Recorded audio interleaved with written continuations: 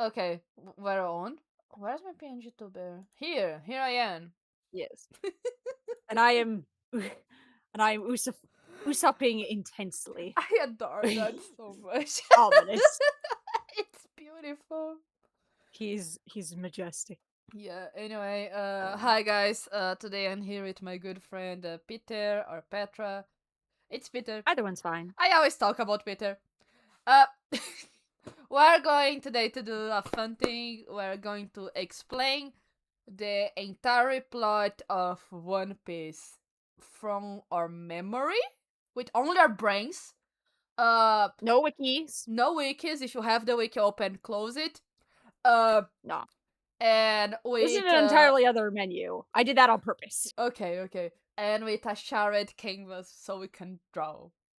Uh, and that is the string. That's and later we will do like some what's the Some name? tier lists. Some tier If lists. we Yeah. still have the energy If after recreating the timeline, yeah, and it's not too late. if we have the energy, it will be the case. But yeah, today we're talking One Piece. It's me a hyperfixation of mine. It's one of Peter's hyperfixations, and we're pretty unwell about it. Let's go to board 2.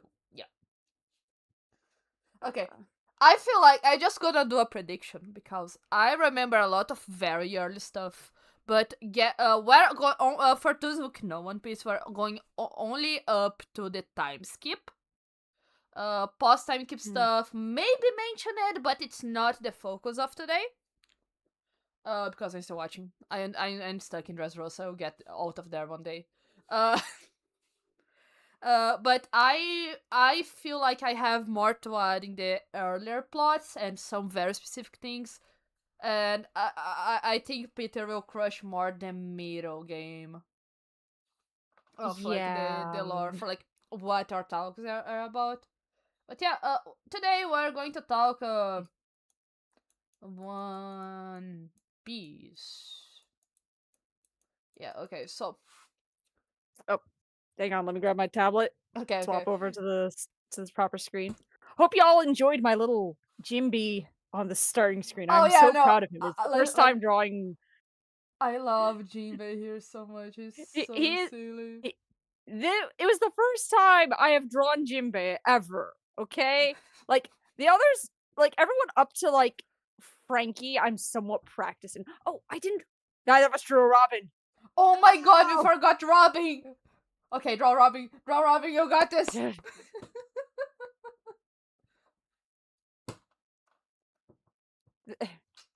And then she has more straight hair than More there. hard. Yes, there, it's Robin. Robin. Hey, box. I want Here, pizza. Okay, I can maybe draw like a pizza. little Here, pizza for box. pizza for box. Yes. I love my Jimbe. Wait, hang on. I think he has got like a little curly sideburn thingies going on I right got that there. going like 10 Actually, minutes. It's okay. there. Thank you for There he coming goes. by. He's wait, and then he's got like a little kind of blobby nose. Yes, There. there we Look at him. go. Look He's at beautiful. him. But yeah, let's go One Piece. Yes. This is the So where do topic we of want to today. start? I Where do think we want to start? I let me grab like a better color. If you're going to be blue, I'm gonna be a orangey yellowish, I guess. I was gonna say yellow. Well, I was gonna say as long as it's not eye strainy. I think it's good. Yeah, it's hard to do lines with yellow when it's like a white canvas. But yeah, anyway, our Yeah, story, there. Peter. I need like a blue wave like here Our story begins. with the ocean, and in the ocean there's a barrel. There's a barrel. That's We're doing it that way. yeah, Kind of explanation. yeah. Okay, and Wait, no. Isn't this skipping over Romance Dawn? Because doesn't Romance Dawn happen first? does Because Romance are we? Star? Oh my! Well, it's the thing of are we going manga or are we going anime? Because yes, in the anime, technically it does start with the barrel. Yeah, But that's technically true. the manga starts with Luffy stuff first, like Luffy's childhood, and then we get the flash forwards to the barrel with Kobe. Okay, we can do should hood actually. Okay, forget this for a while. Let's let's do it here. Um Yeah. okay, so there's this guy. Uh who is this?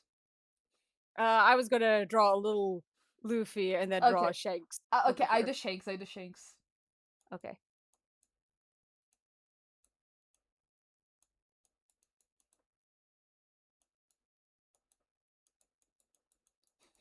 I got this.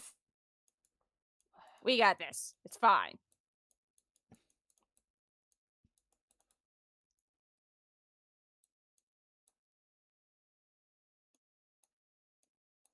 It's got that little stupid Yeah. anchor t-shirt. Oh yeah, the There. goddamn anchor t-shirt, yes. There we go. It is the derpiest kid ever. But that's Luffy. Yeah, and this is Shank. This is Shanks. This is Luffy. This is our protagonist. And this Yes. is Shanks. He has red hair. Yes. And And he is the captain of, understandably named, the red Red-Haired hair Pirate. pirates, yes. And a thing about Shanks is that for a long time he was well known for wearing a straw hat. You know, really cool straw hat that has no plot significances whatsoever. Uh, stuff we don't need to touch upon right now. But Shanks is a pirate, and he he and his crew are currently in Blue, which is where Yeah. Luffy, our protagonist, that's a child here, lives. And Luffy is a very lonely kid, so he lives in a bar currently at the time, the party bar. Well, it's not that he lives in a bar.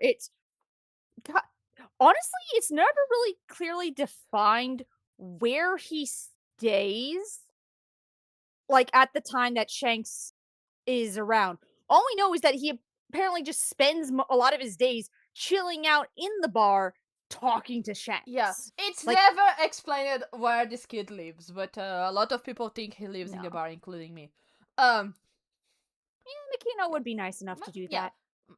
Makino is the nice lady on the bar that takes care of Luffy when he's around. But yeah, Shanks and his pirate crew, they come and go from down. Down is the island. Look, this is Iceland. Uh, down is the island. Luffy lives, and they come and go. And Luffy's a very loud kid, and he really wants to be a pirate and go out with Shanks in his adventures because the pirate's always like telling him about his adventures. And Shanks is like, no, you are a kid, you are dumb, but you should not. And And one day at the start of the story, he's like, "This is how brave and manly I am, so you'll have to take me." And he cuts himself under his eye, which results in the scar. And it's funny because there's a scene of him in the bar, like it didn't hurt a bit, and you see him with tears in his eyes, and Shanks is like, "Oh, you are such a bad liar, kid! You are such a bad liar." yeah. And there's this roll back and forth. Luffy adores Shanks. Shanks clearly adore Luffy, but it would not bring him with him in his adventures. And Yes. one day, a guy, which I don't remember his face, but he's probably ugly. Not gonna lie. Yeah, he's pretty generic looking. Yeah, He's got he like probably stinks. Yeah, his name was Huguma. Huguma, the bear, I believe, is what his title was. He was a bandit. I remember he's got like bangs. Oh, okay, He's got okay. bangs. Yeah, I don't remember what he looks like. Anyway, Yeah. there's this guy. He's a mountain bandit, and he enters the party bar. That's where like Luffy's there, Shanks is there with his crew. Shanks is like drinking. Is actually drinking, and this guy's like, "Hey, do you have bows?" like a booze, drinks, alcoholic Booze. booze. Yeah. Yeah. Yes. I will act as saber translator somewhat for the more Bruh. difficult words. I'm not gonna let go of the cheat sheet thing. Bro, let's Anyway, not talk about this shit right now. anyhow, Anyhow, besides the point. besides the point. Yeah, and he wants to drink. I was like, hey, do you have a?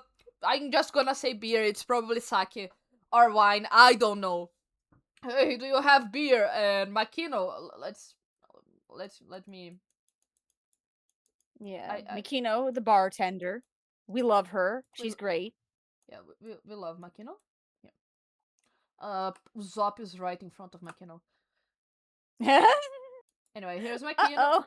She's like, oh, we don't have drinks anymore because we're out. There's like an entire party there, and like, oh, this is a bar without a drink. Blah blah blah blah blah.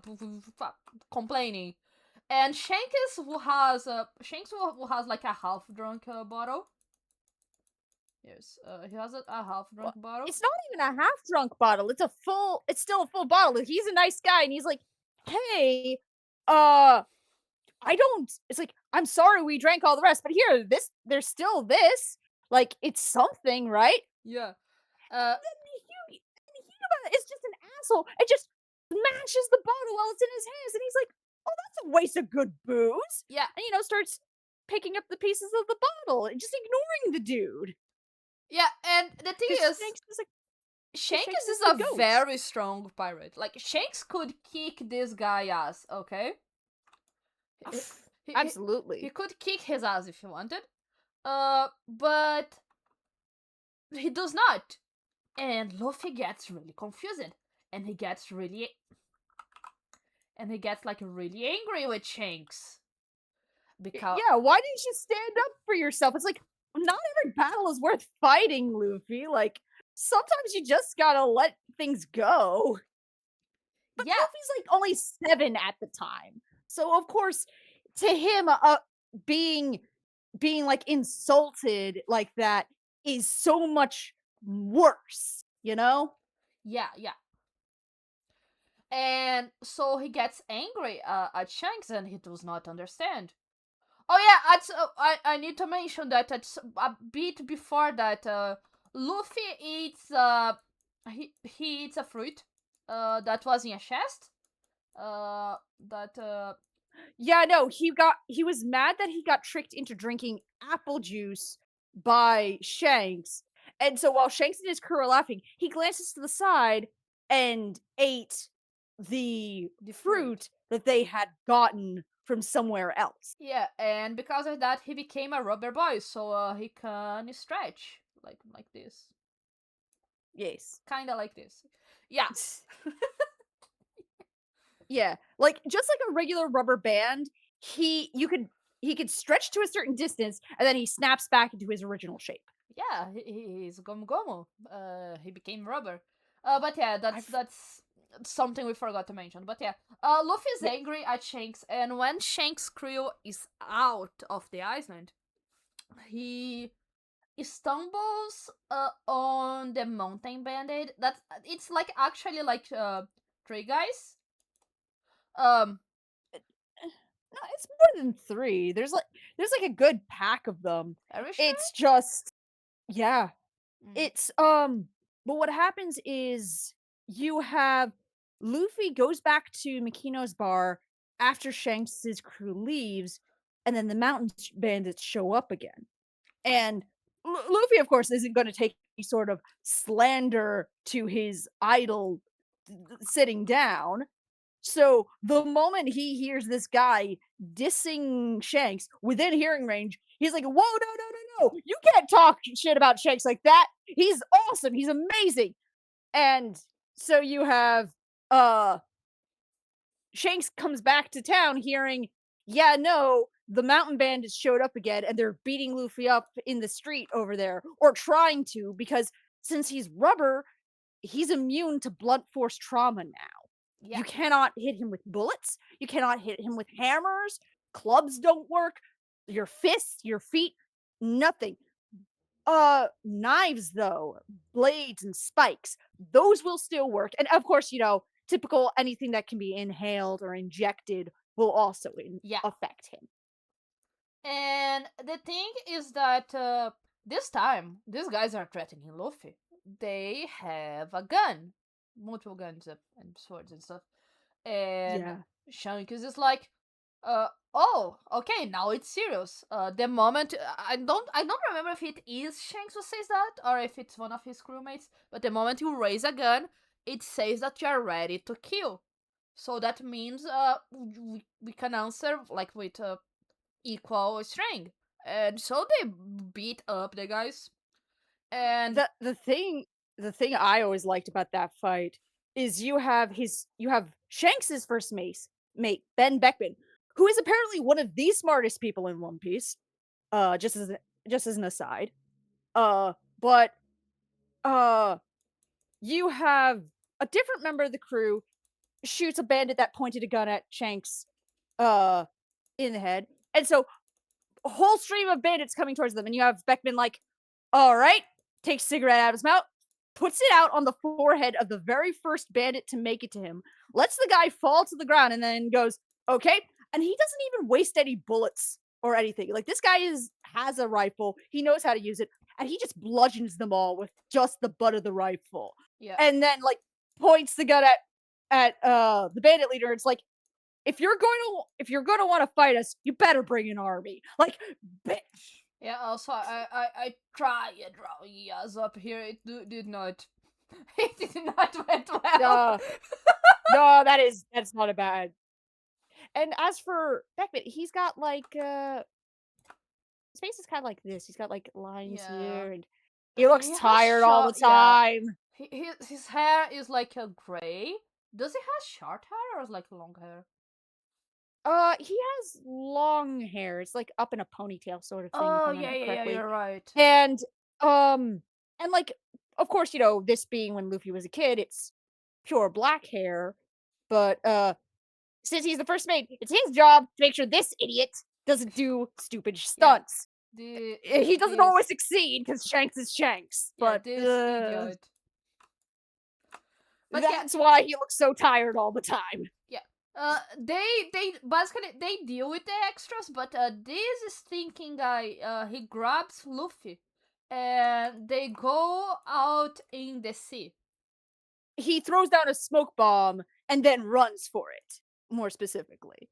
Like, he throws down a smoke bomb and, in the confusion, grabs Luffy and books it out to sea.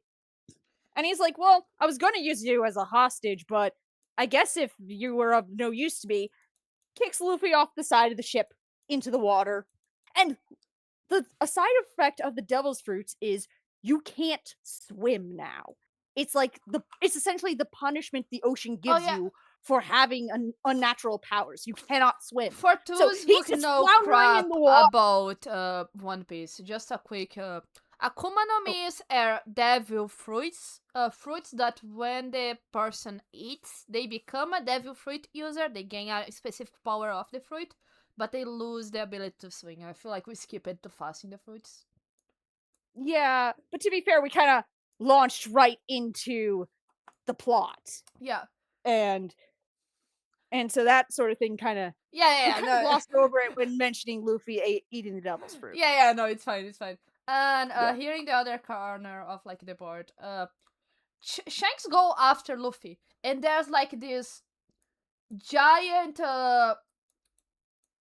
sea monster. It's called the King of the Coast, is what Yeah, they refer to the it king as. of the It's a coast. giant sea serpent.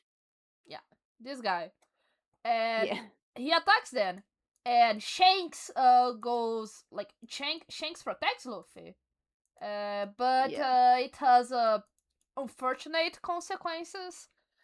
Bye, Mono. Thank you for coming by. Where Shanks, this is Shanks. Shanks loses his arm. Mhm. It gets Just eaten. yeah. And it's a really touching moment because you have Luffy like, "But your arm!" Like, and he's like, "It's okay. Like, I lost it protecting a friend. Your life is worth more than a stupid arm, okay? Like, Yeah. just sitting here screaming. And let me. Where is the eraser? I found it. Okay. And now Luffy like learned the lesson, and this it cuts to like the last time the red hair pirates will be on down, because they are going from S Blue. S Blue is one of the seas. There's like four seas. Yeah, There's 4 yeah. Cs. There's four There's seas and 4 there's the Cs, Grand and Line. then yeah, there's the 4 Cs in the 4 cardinal points of the planet. Then you have the red line dividing the planet vertically. And then you have the Grand Line dividing it horizontally. And the Grand Line is bracketed on either side by what's called the Calm Belt, which we'll explain more about those when they become Yeah, relevant. but yeah. Shanks is going away, and Luffy can't go with him.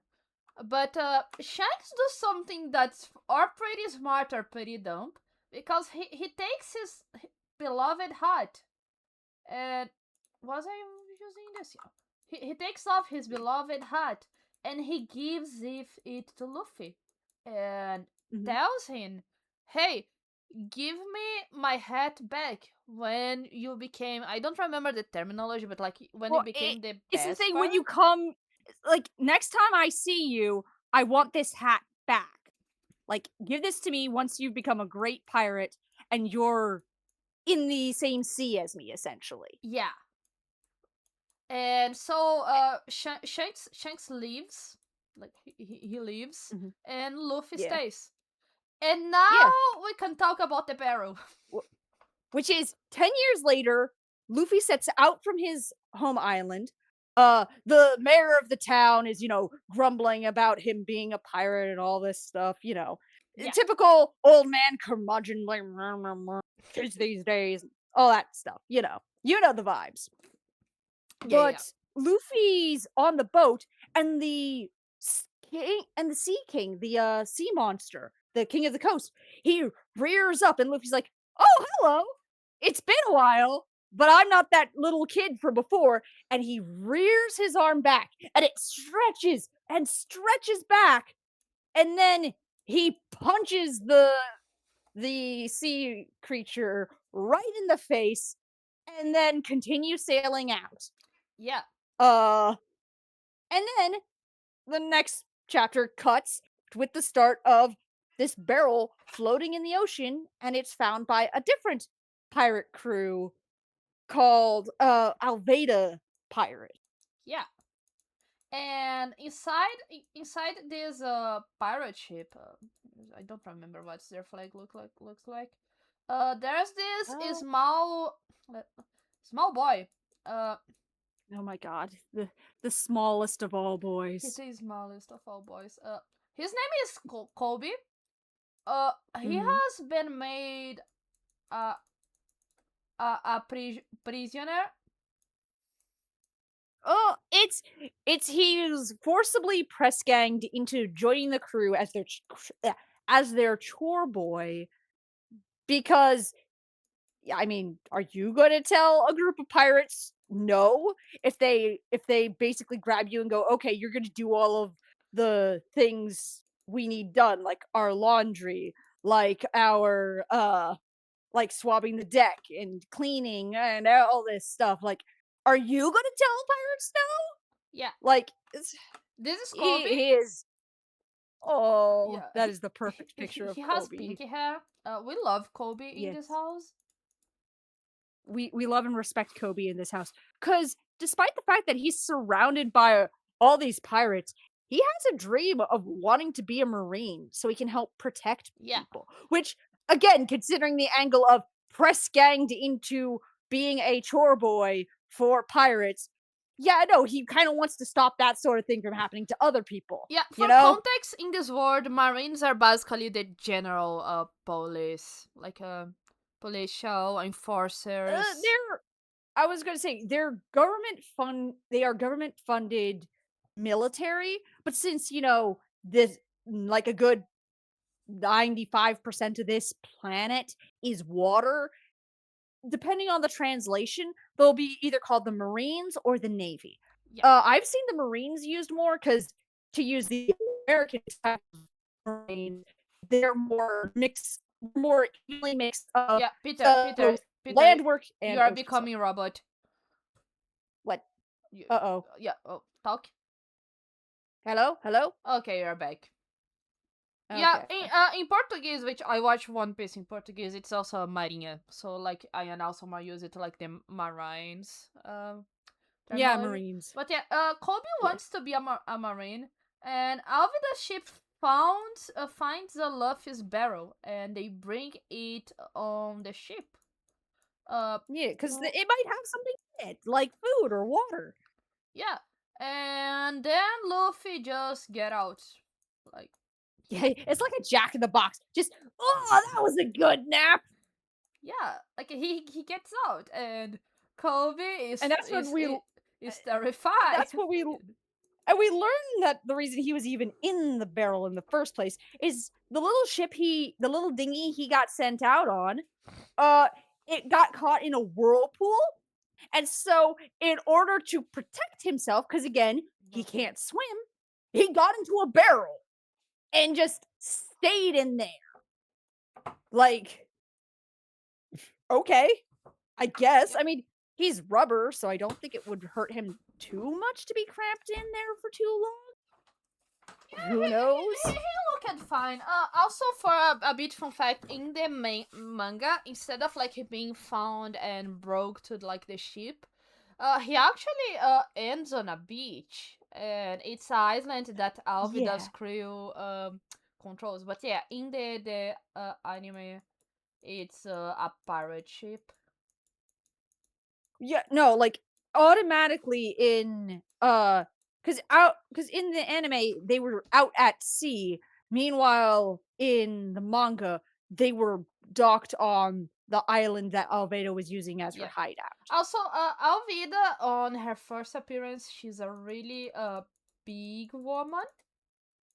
She's a very very large, heavy set woman with Who is freckles. very superficial and insistent on being called the most beautiful and stuff. And if you say something Yeah. that uh, she does not agree, uh, she will hit you with her mace that I don't remember what it looks like. It's essentially just a giant metal club with a whole bunch of spikes on it. Oh yeah, let me put the spikes. Yeah. Uh, Yeah. this is Alvida. Yeah. Yeah. Don't forget she has a cowboy hat with like a little feather on it. Oh yeah, I don't remember what the feather looks like, but here. It's because she has like a white hat with like a pink fluffy feather Oh stuck yeah, in it, you know? yeah, yeah. And I'm taking creative liberties. It's okay. That's fair. Go for it. We don't judge here. Yeah. Here's Alvida. Here's Luffy. Here's Kobe. But yeah, and Loki. They fight, and Luffy wins. And he and Kobe escape on a tiny airboat. And this is how this is how the first episode ends, right? Mm, I mean, I don't. Yeah, actually, because everything in the anime that we talked about before with Shanks isn't revealed until like episode 4 or so, because it's Luffy explaining to Zoro Yeah. why he went out to sea. But since we talked about Kobe going off with Luffy, we get to move on to Shell's Town, where they're currently underneath the uh tyrannical oversight of of a corrupt marine whose epithet is axe hand because he has a giant axe where his one hand is supposed to be. His name is Morgan, axe Yeah. hand Morgan. I'm And drawing he Morgan. has yeah, and he has Yeah. the most obnoxious nepo baby son ever called Helmepo. Helmeppo. we love Helamepo, We but do, also but only we after love him, character but development.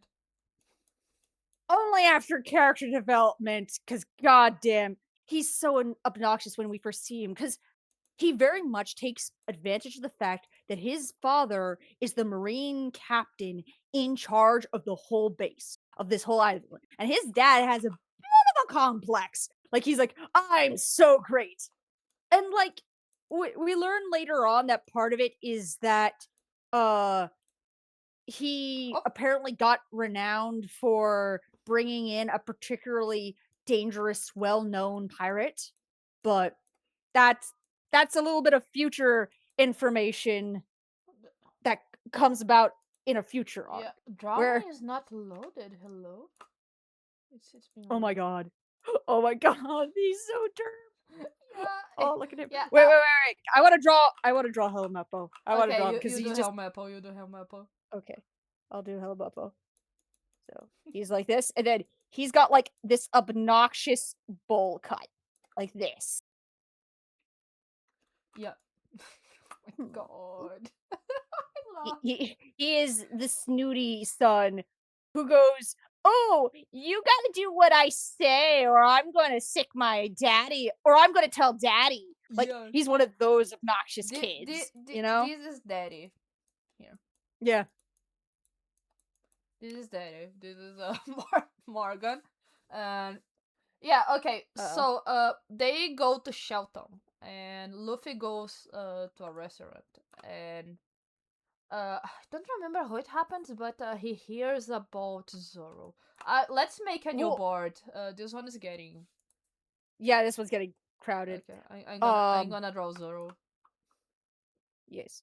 Cause what happened, if memory serves, is that because Luffy's totally on board with helping Kobe get into the Marines. So he's like, okay, let's go to the Marine base. And they go to the Marine base in time for this little girl to come flying over the fence towards them.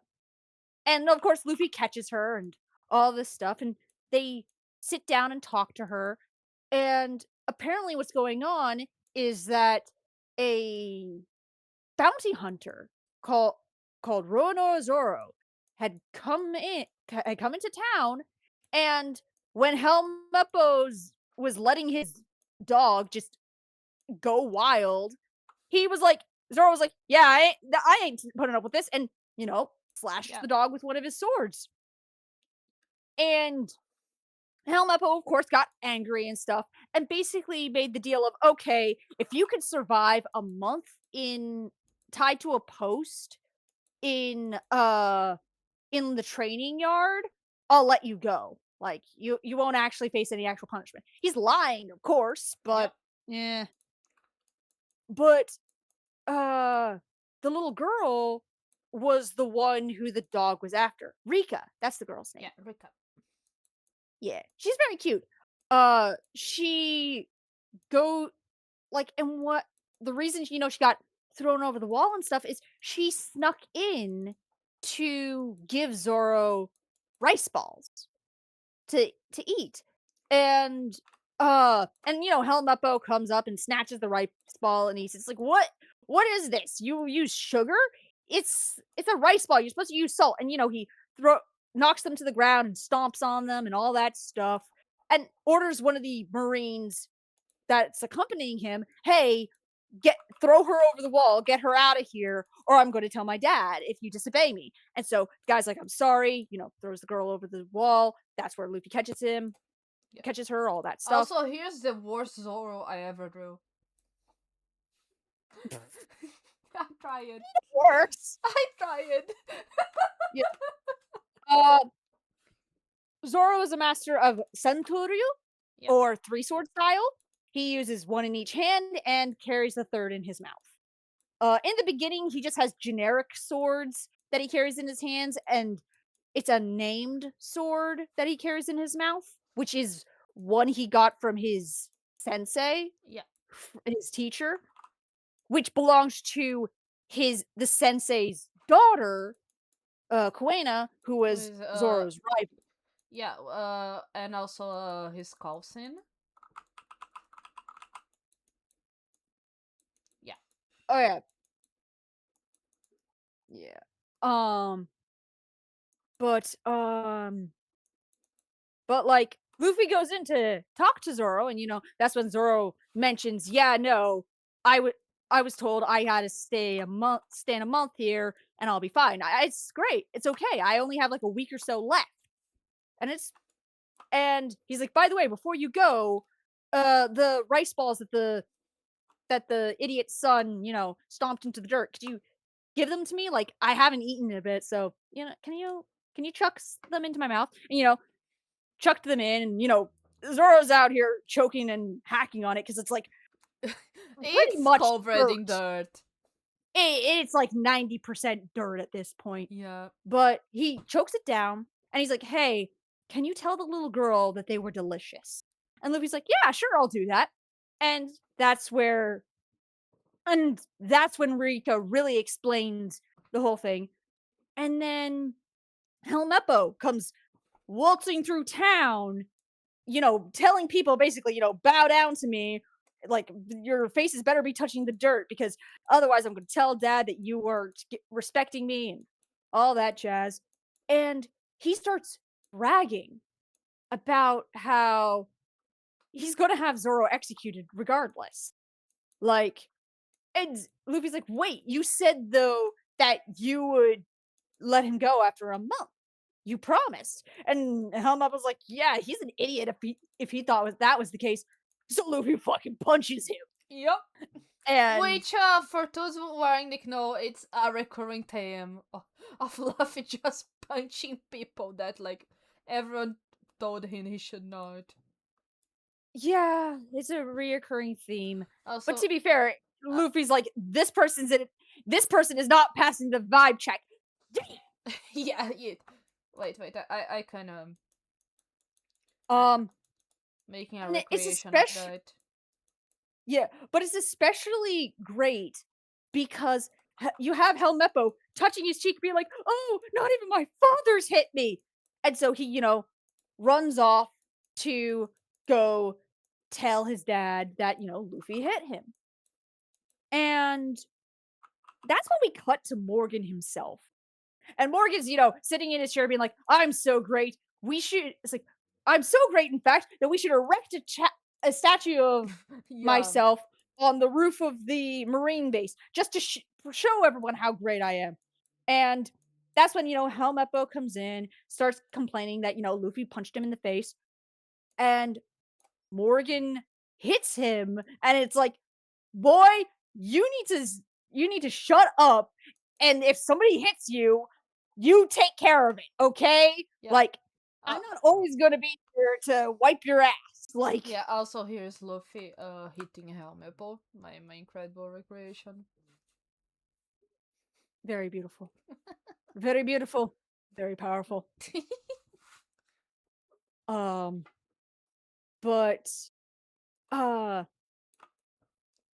but you have we kind of cut to Luffy talking to Zoro again. He's like, "Hey, if I get you your swords, you're gonna join my crew, right? Right, okay." And Zoro's like, "Wait, I never agreed to this." Luffy goes running off to Yep. go get his swords. And Luffy breaks into the Marine base. And while he's getting Zoro's swords, you have Kobe sneaks in and starts untying Zoro. And he's like, "Listen, I want to join the Marines, but this isn't the kind of Marine I want to be. I don't agree with this. I'm getting you out of here, dude."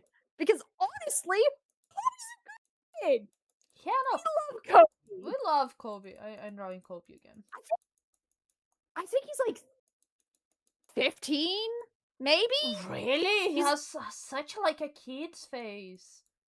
Well, he does get a glow up later on. He Remember? does, but he looks so. Yeah, but he's only like 13, 14, maybe somewhere around there. I know he's younger than Luffy, and Luffy is like 16 or no 17. Luffy's 17, Vivi's 16, Chopper is 15. There we go. Mm. Anyway, but that's future people being mentioned. Yeah, Back here to is a Kobe. yes, yes. So Kobe starts to untie them. Of course, you have Morgan and Helmeppo being like, "Yeah, no, that this shit ain't gonna fly."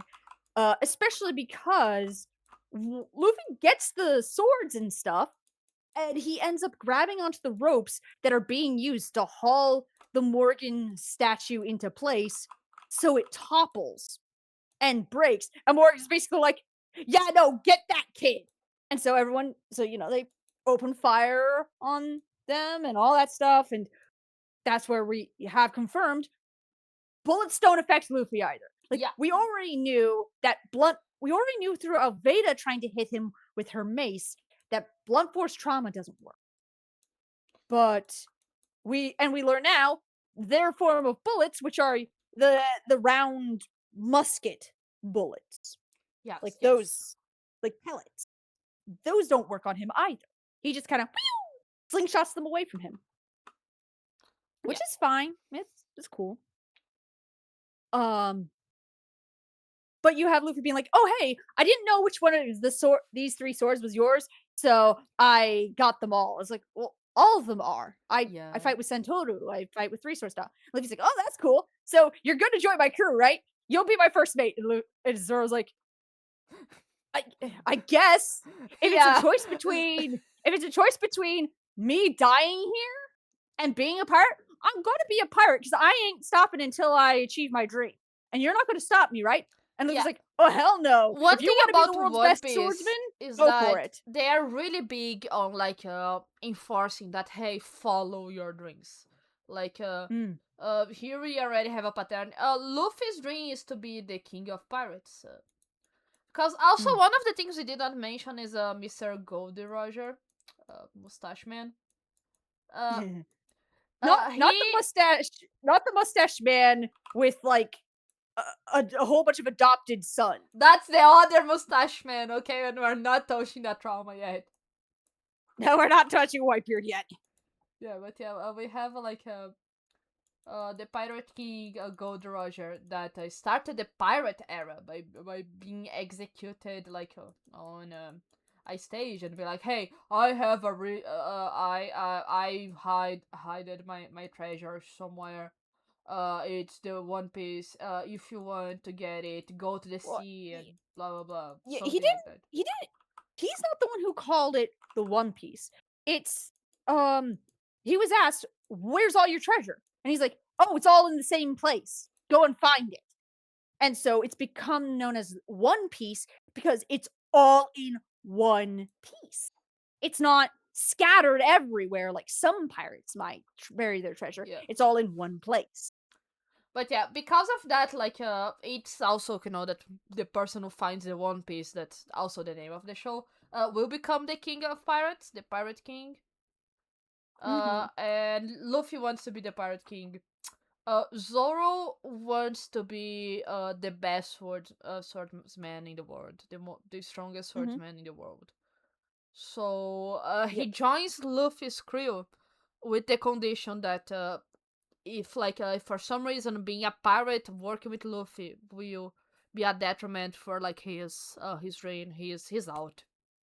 He's done. Yeah, he's like he literally says, "I am going to personally make you uh kill yourself on one of my blades if you prevent me." And Luffy's like, "Yeah, no, sounds fair to me." Like Luffy's pretty gung ho about it, honestly. He's like, "Yeah, no, man. If I ever stop you from achieving your dreams, you could feel free to kill me if you want." Like, Yep, damn. that's Luffy for you. But yeah, this is Yeah. how Luffy and Zoro become a crew. Before Luffy was just Luffy. Okay. Yes. Uh, Yeah. now it's this the Buggy arc, right? They don't meet Nami before Buggy, do they? They meet Nami when they meet Buggy. Yeah. Okay. Because uh because like uh it's the fact of Nami was already there with the with the idea in mind of, "Oh, I've heard that this pirate has a map of, like, the beginning portion of the Grand Line. Yeah, So, I'm going to steal it and sell it to the highest bidder." Like, that was her initial plan, I believe. Even though she wanted to keep it just because Nami's dream is to map the world. She wants yeah. to create the biggest map ever Okay, that we're going a contains bit everything. forward. Let's Yes. yeah. Okay, so Loki, I'm We need to currently reel it going back. through the most recent watch of the Bug arc was the live action. So it may be a bit wrong. Cause One Piece currently Yeah, has three major sources you can consume. That's the manga, the anime, and the live action.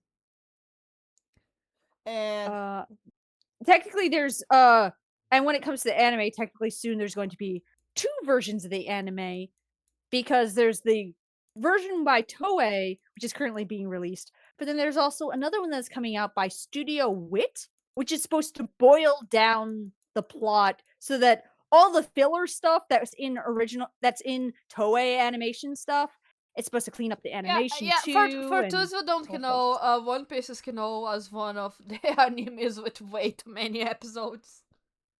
But yeah, This is for a good reason. yeah, yeah. It is. It actually is. Yeah. Fun fact. Neither Zoro. This is Zoro. He's grumpy. No, that's not grumpy. That's Mhm, just sad. Hold on a second. This is Zoro. Um, mhm. for context, neither Zoro, nor Luffy. Let me. Here's Luffy. Neither Zoro nor Luffy, can know how to navigate a boat. No, like, in the case of Zoro though, it quite literally is, this man has no sense of direction. Like, this man uses the clouds to guide him, okay, guys? It's dire. Yeah, he's chronically lost. This is why Saber isn't beating the, The Zoro Zoro allegations. allegations. Yeah, not even gonna deny that. You're also not beating the Mumbo Jumbo allegations either, but that's a different story. That's a different story that my chat does not need to know. But yeah, Uh, they don't know how to row the boat, so for some time they are just surviving. yeah, they're They just kind of floating they're around just going, wherever. Yeah, and I'm gonna say how it is in the live action, cause sure. is it in the? Oh my god, I actually.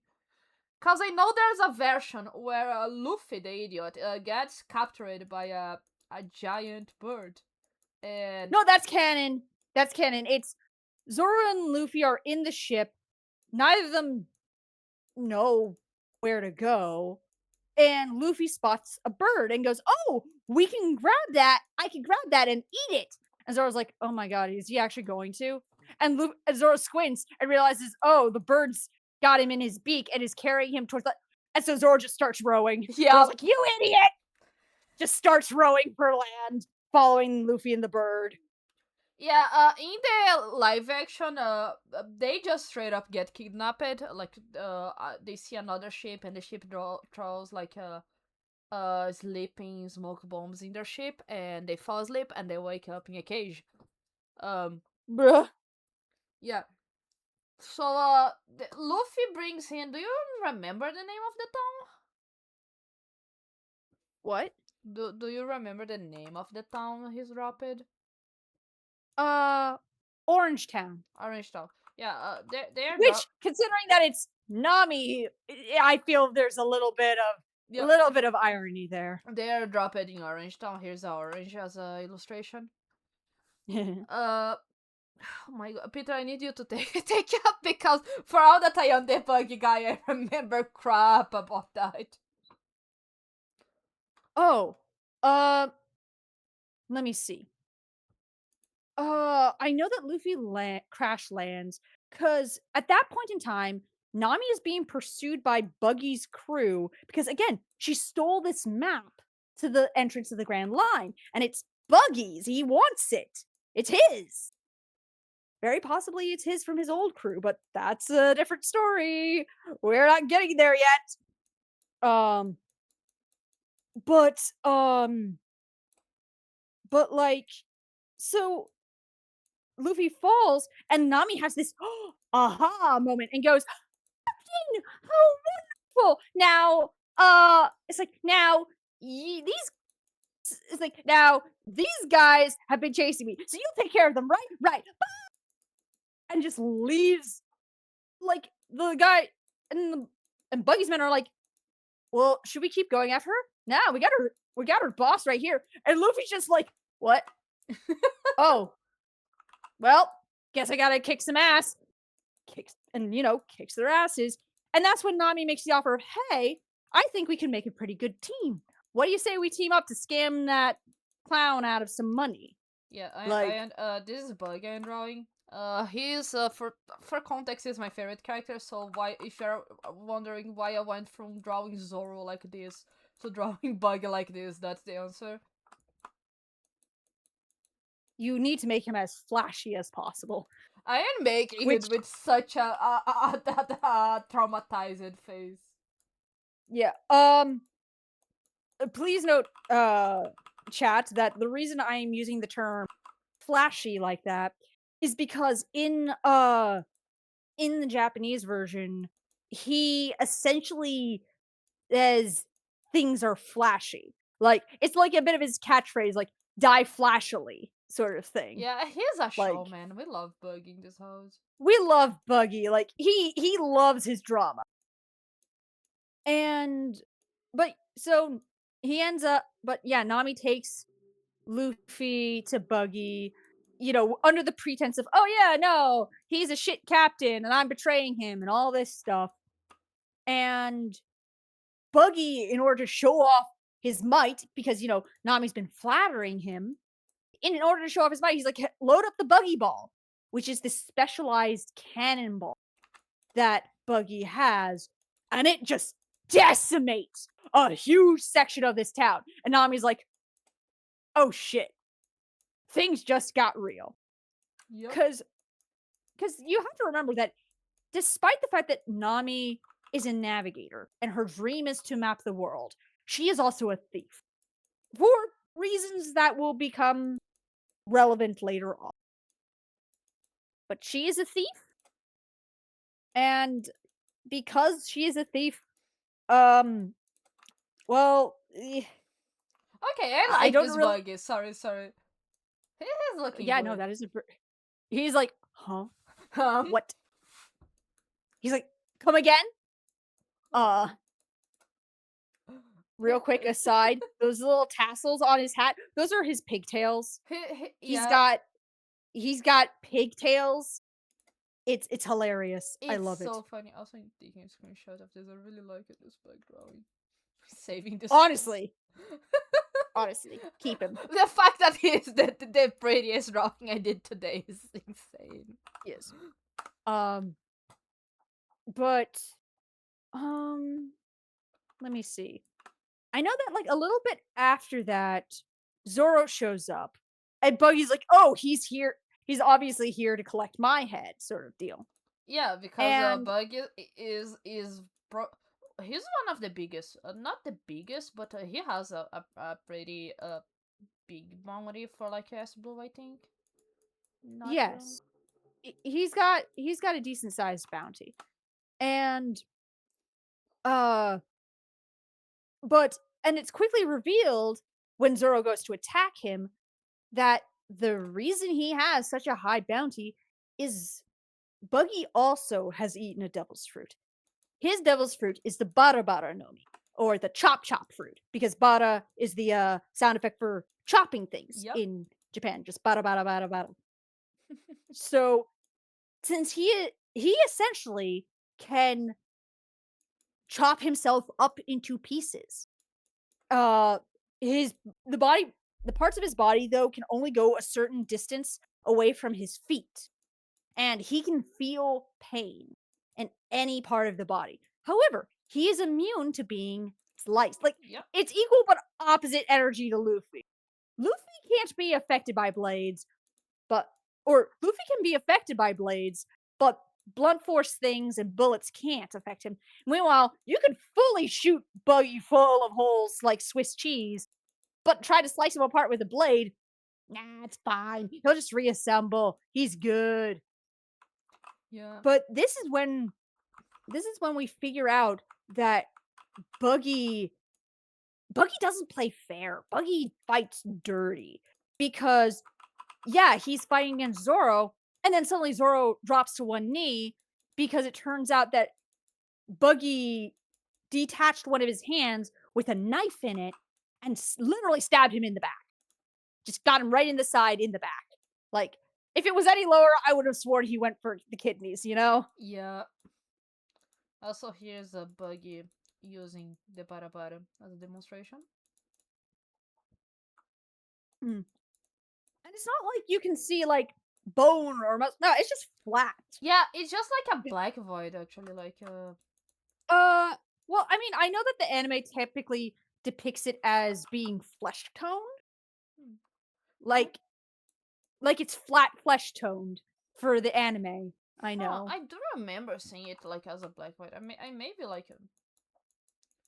I mean, to be fair, it may have changed between like the early days and the later days. Yeah, Because Buggy is the closest thing we have to a reoccurring villain, he and is. we I love love him for it. Buggy. Buggy's my guy. Okay, God, like Buggy is definitely a great character. I love him, and he's a good antagonist. Like, he's. he's not necessarily a villain.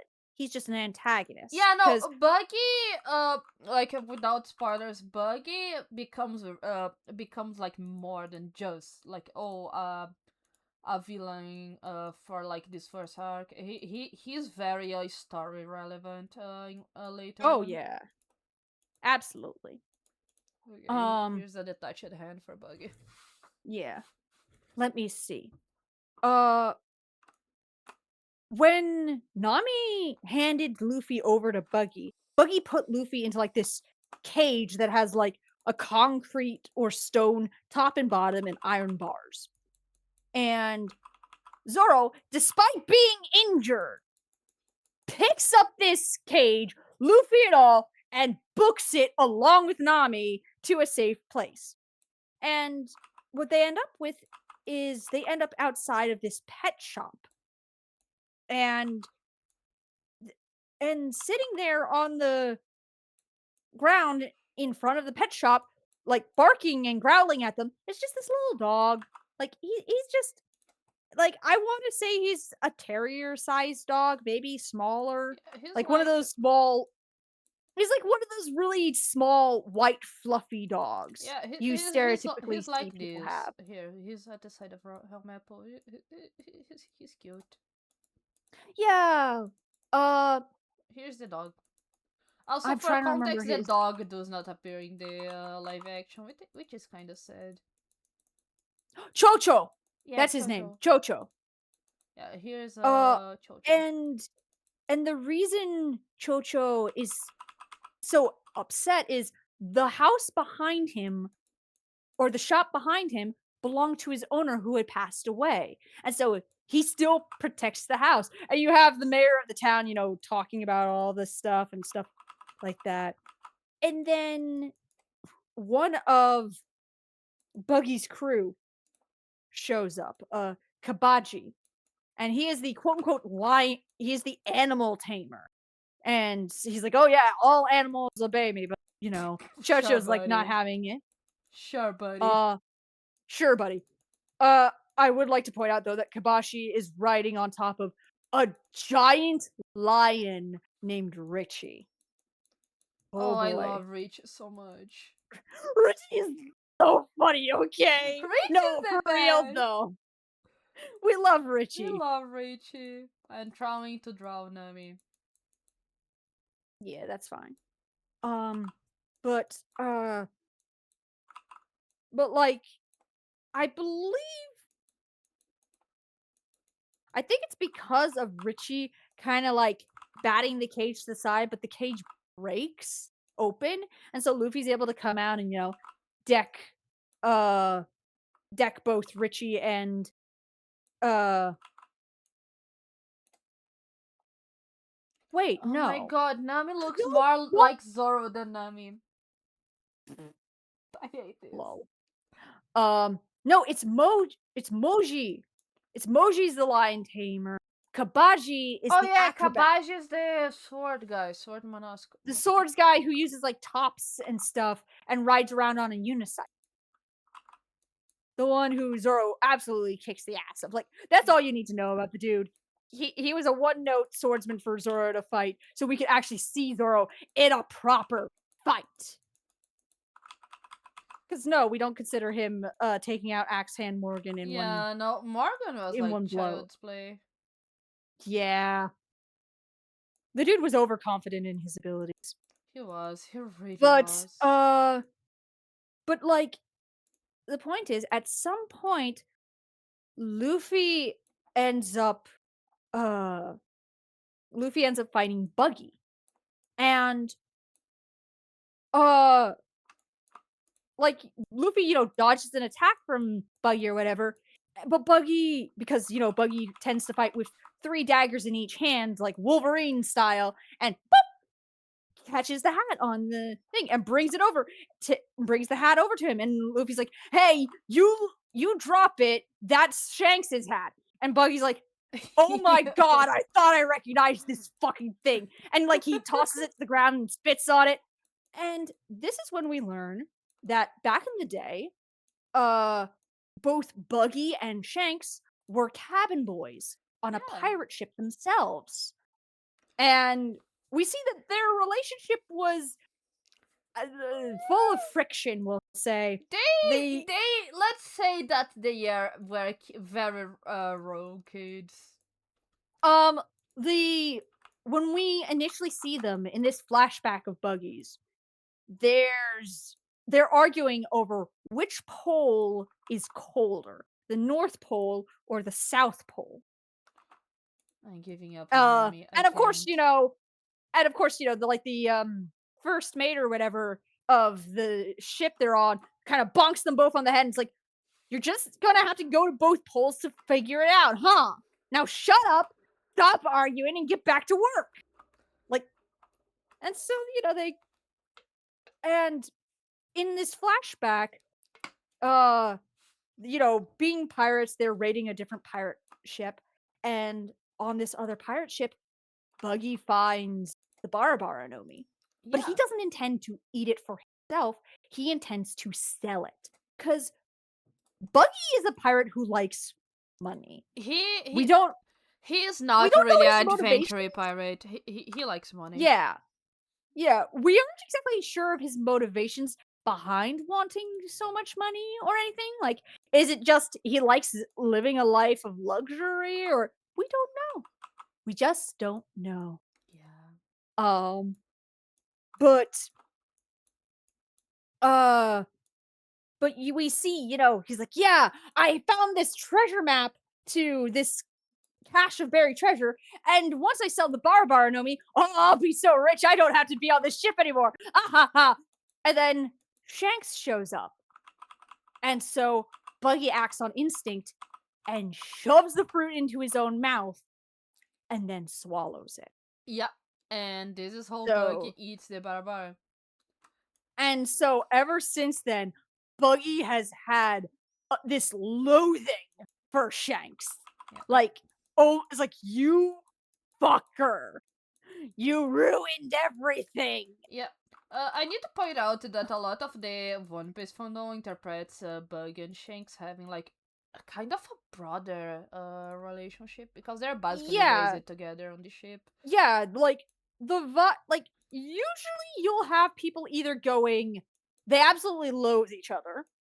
They are siblings who, bicker and stuff, but in the end they will stand by each other's sides and or protect each other's backs. Or you also have the handful of people who, see them as potentially the old bickering couple, quite literally. Like they might be exes, we don't know. Like, and honestly, I'm whatever on that stance. I'm like, hey, whatever Whatever floats your is boat. fun, honestly. Yeah, like I can see all like aside from them absolutely truly loathing each other. Yeah, no, Yeah. Loki. For all that Buggy loves to shit talk Shanks, I God. can't see it like hating, It's hating like for this. real. It's like I don't need Shanks, says the man who cannot stop talking about Shanks every 30 Yeah, minutes. says the man that can't that will look at this freaking guy that's really powerful and tell him to fuck himself.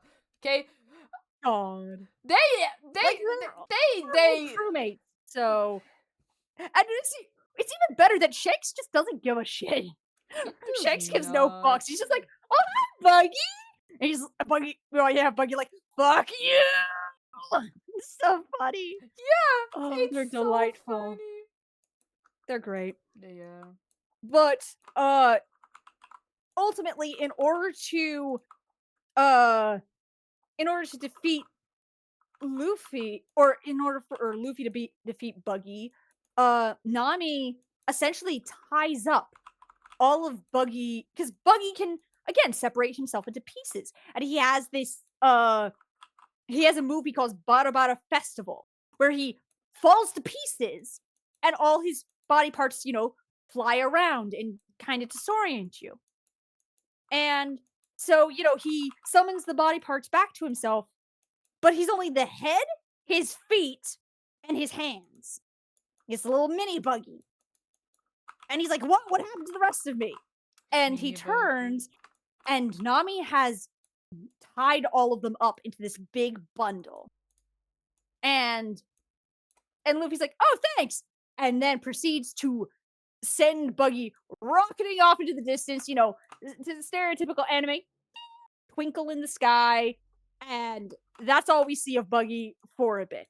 Yeah. Also, here's Uh, a Buggy having joy and Shanks watching. honestly, Yeah, that's the vibe. that's the vibe. It's like Shanks will watch Buggy do this. Yep. Sorry. It's so great. It is. I love that Um, with the search of Buggy. Oh my drawings are so yeah, off acid. yeah, and like the end of that arc is Luffy and Zoro gain Nami as a companion. Of course, they're on two separate ships because um they acquire a little dinghy with Buggy's flag on the sails, and so you have Nami in that ship, and then Luffy and Zoro in their original ship, and all three of them go sailing off to the next island, which is Shirap Yeah, with syrup. yeah, Syrup, and it's just uh I love Syrup. We Syrup do. has my Syrup is favorite. such low key. It's one of, to me it's my favorite arc of S Blue. Yeah, I mean I mostly like it because it introduces my favorite. Hang on, I need to doodle him. Wait, Wait, is the tablet on? the blue paint is back. Hang on. Yeah, I was gonna say you've been drawing so much. It's my turn. Yeah, do it, do it. Uh, yes, we have my favorite boy. Hang on, my favorite boy. Mm. Yes. Yes, my favorite boy, The guy ever. the most boy ever. Cause and the reason he is Usopp is the most boy ever. I need Yes. to. Uh, the reason Usopp is the most boy ever to me is because this guy is the most goddamn relatable person He in the whole is. Straw Hat crew. Like people are like, oh, but ooh, Usopp's a coward. He's a weakling. I'm like, yeah. And you think you'd be any better in the sorts of situations this guy finds himself in? Like, be real. Be so for real He's with me so right now, for real. guys. But yes, Yes. my beloved. The beloved. That's Yusuf. Yep. But yeah, this Yes. is a Usopp's arc, and it's honestly, in my opinion, one of the best arcs of East Blue. Like, obviously, we do Oh have yeah. Arlong Park, but it's just Syrup Village is such a good. Syrup is also good because it's our first example of a intelligent villain. Because previously, before this, all the villains pretty shallow. They're pretty shallow, not gonna lie. Like Yeah. Alveda, Alveda was literally shallower than a puddle. She was like, "Oh, I'm so beautiful," when no, she wasn't. She really wasn't. Yeah. Then you had Morgan, who was full of himself. You had Buggy, who had a chip on his shoulder. And now we come to the villain of the syrup arc, which is Kuro. Though at the time, or though when he's initially introduced, he's Klahador, which is Cloud. and he, Kuro, is the pirate that Morgan allegedly brought in. What Morgan actually brought in was a different member of Kuro's crew, looked similar enough that a member of Kuro's crew called Django, who's a hypnotist, could hypnotize Morgan's crew, being like, "No, no, no, this is actually Kuro." And he even hypnotized Kuro's that member of Kuro's crew to make him think he was Kuro. Yeah. And so, as far as everyone was concerned, Kuro was executed. And the real Kuro went into hiding and uh established himself as a butler for a wealthy family in Syrup Village. I don't think they actually have a family name. We only know Mm. that the daughter is named Kaya. Her parents are dead for some reason. I don't remember why. I Oh yeah, no, because Akuro poisoned them. Oh, is that what Yeah, there's Kaya, there's Mary, the accountant of the family, and Kaya is underage when they get there, but her birthday is like in the same day they get to the island, and she'll become a adult, and she'll be able to assume the family finance. right. Right, And the family finances and all that. both her parents are dead because Kuro, Yes. who is currently undercover as Klahador, Yes. poisoned their drinks and they died. And yeah, And the interesting thing about Kuro, about Klahador, is that he's doing this all because he wants to retire. He just wants a nice, happy sum of money that he can just take with him and go kick back on an island somewhere and live the rest of his days in peace. He's like, "I'm done being a pirate." yeah. And so this is going to be like like it's very fascinating. Um, but uh but like you have and where Usopp comes in is Usopp is Was pretty much Kaya's only friend, it's implied. yeah. Like he literally sneaks onto the property to talk to her because she's very sick, and it's kind of implied that Kuro's been poisoning her this whole time to keep her weak. So, Yeah. uh, Let me try drawing but Usopp, Kaya. goes to talk to her and keep her spirits up by telling her all these tall tales and stuff.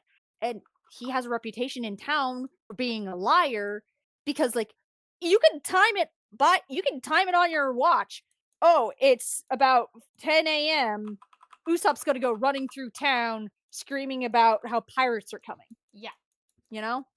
Because for context, if we go back to board, to here's Yazop, who is a member of Shank's crew and is also Usopp's dad, who left him and his mom to become a pirate and never came back. Well, it is he does come back. It's the thing of when Shanks's crew left the East Blue. When Shanks's crew left the East Blue to go back to the Grand Line, he went with them. Yeah. It's And like he went so with them, and so he stopped visiting yeah, Usopp when he was about it's honestly a little tragic because it's kind of implied that Shanks getting his arm bitten off by by that Lord of the Sea, the sea monster, that kind of spurs Shanks's crew into going back to the Grand Line because they realize we've been in the East Blue too long. We need to yeah. leave. And so it's kind of Luffy's fault that Usopp's dad didn't visit him Oh my more as a god. kid, but yeah, Okay, it's I just tried making Kaya, but honestly, she's a blonde woman. She does not have any like high characteristics like hair. So my style is just very generic without yeah, colors. yeah, and she is admittedly pretty generic looking She as far is as pretty generic. She's a blonde white woman. I don't know what to tell you. We love Kaya here, yeah, but her design is pretty yeah, simple. yeah. Um, but yeah, no, the plan is for Kaya to like Clawhador essentially plans on killing her once she's an adult and getting the money. And I believe part of the plan was to frame Usopp for her death, Yeah, it was. Yeah, which is kind of fucked. it's Like, so evil. God, he's Kuro. But again, Kuro's our first instance of an intelligent villain, and not to mention one that's pretty cold too. Like again, the previous ones were pretty hot-headed. Kuro has like that cold, cruel sort of anger to him. Like if I'm going to call anyone here like any sort of like psychopath or sociopath, like Kuro is it. Kuro's Yeah, it. he is. No emotion. No emotion. This fucker is wild. Um and he has and so like Kuro's crew shows up and Luffy's crew fights them and stuff. And of course, they kick Also, I'm Kuro's gonna crew's start a ass new and all that Canva stuff. here. That's fine. Uh, you have, there's Django, the hypnotist first mate, who Michael Jackson, but with like the stereotypical pharaoh beard that you see Yeah, for like statues and stuff in ancient I Egypt. don't remember That is any this, of the designs, so I'm just gonna draw a cat. yeah. There are the I don't think they're called the Neko brothers, but my that's all I can really say about them. The Neko brothers. Um Bucci and I can't remember his brother's name. I mostly remember Bucci because he's very big and he has like a cape, which is the blanket for those for Kotatsu. Mhm. For Kotatsu blanket. I So think I that's just fun. accidentally drew a Astro's cat. I'm not gonna lie. I don't know if you ever saw Astro has like those vampire cats. Oh, I see. I accidentally drew one. Okay, he believe me, this is a black cat. Trust. Yeah. Yeah. Uh but yeah, you have two cat themed uh crewmates and eh, and Django's fun because being a hypnotist, if he gives you a command and you're looking at the at his little ring, which doubles as a chakram, he can throw them and cut with them too. Yeah, it's one of the it's one of the generic hypnotist thing like that, right? Yeah, I was gonna say, think of what hypno it hypnoti yeah, a hypno in Oh, Pokemon uses. Pokemon. Yeah. Okay. Yeah, he Yeah, has with the one of ring. these things. He Yeah, hypnotize. yeah, and it goes back and forth. Yeah. And he goes, "Okay, when I say it's like, oh, 1, 2, Django." and whatever command he gave will happen. Uh, I know that he uses it to give a command to, give the members of Kuro's crew a power boost. The problem is he also gives Luffy a power boost. So yeah, Yeah, no. there's not is not there like a gag that he keeps like putting himself to sleep or something like that? Yeah, when uh he demonstrates his powers to these three children, which uh which Usopp befriended, and they make up what's called the Usopp Pirates. Yeah.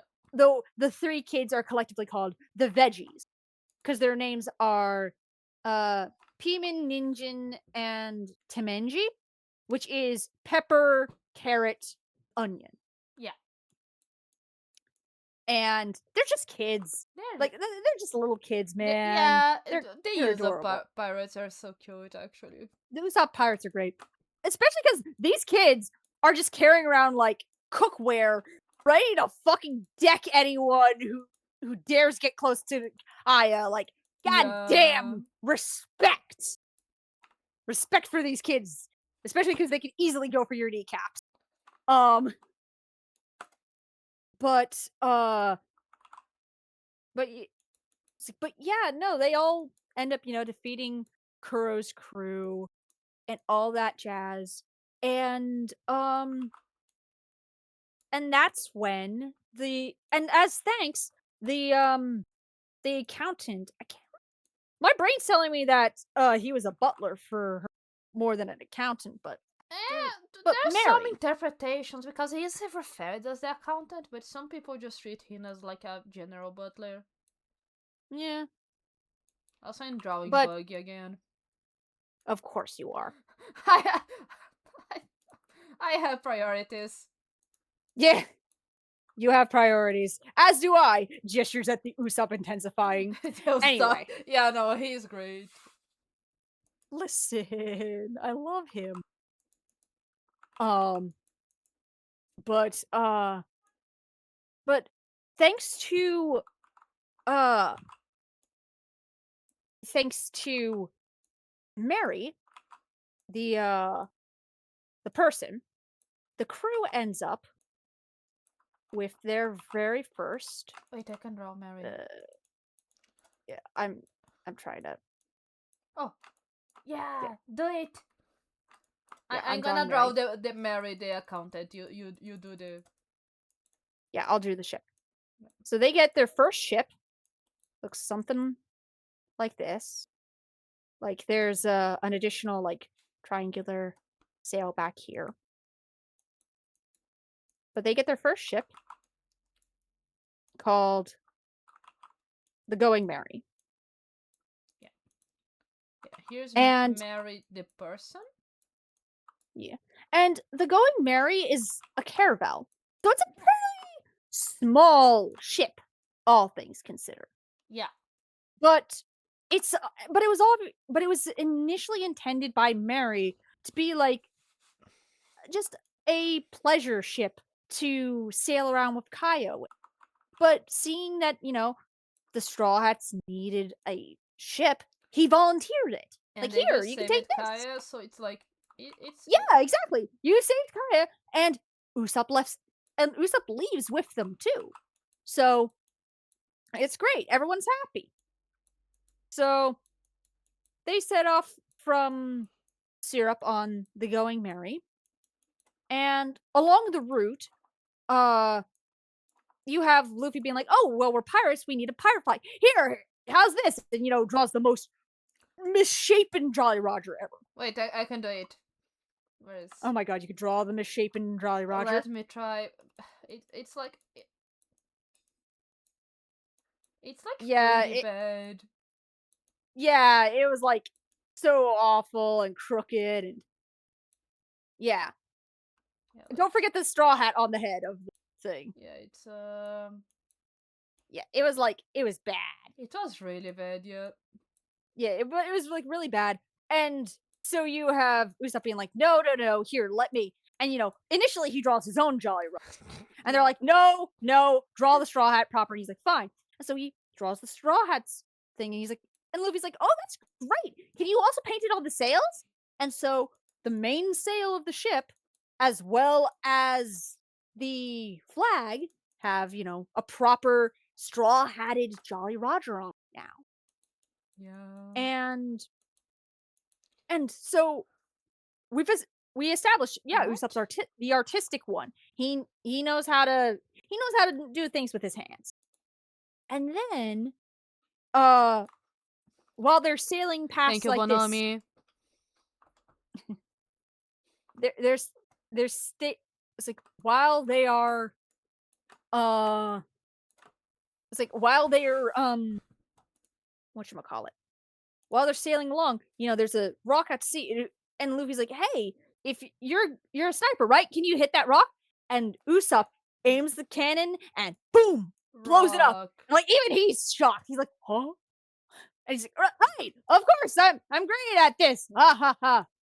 And then somebody climbs onto their ship because it turns out on the other side of the boulder, what they couldn't see was a pair of bounty hunters. And one of them, Joni, is upset with them until Zoro comes up, and Zoro's like, "Joni, what the fuck are you doing here?" And he's like, "Big Zoro!" And everyone's like, "Wait, you know him? You know him? What? What's going on here?" And it's like, "Wait, if you're here, where's Yosaku?" It's like, you saw, yeah, about that. Something's wrong with him." And you have Nami like, "Do you not know what scurvy is? Oh Yeah. my god, you idiot, you fool." And they just, it's like, it's like, "Usopp, Luffy, go get lemons and start squeezing them into this guy's mouth." Like, just straight up give him lemons. Like, you guys need citrus. You need that vitamin D. They do.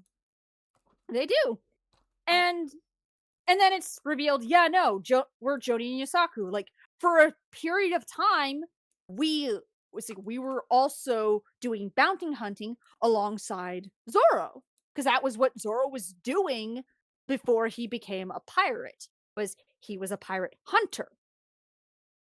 yeah. Also, I drew Zop shooting the cannon. Yes.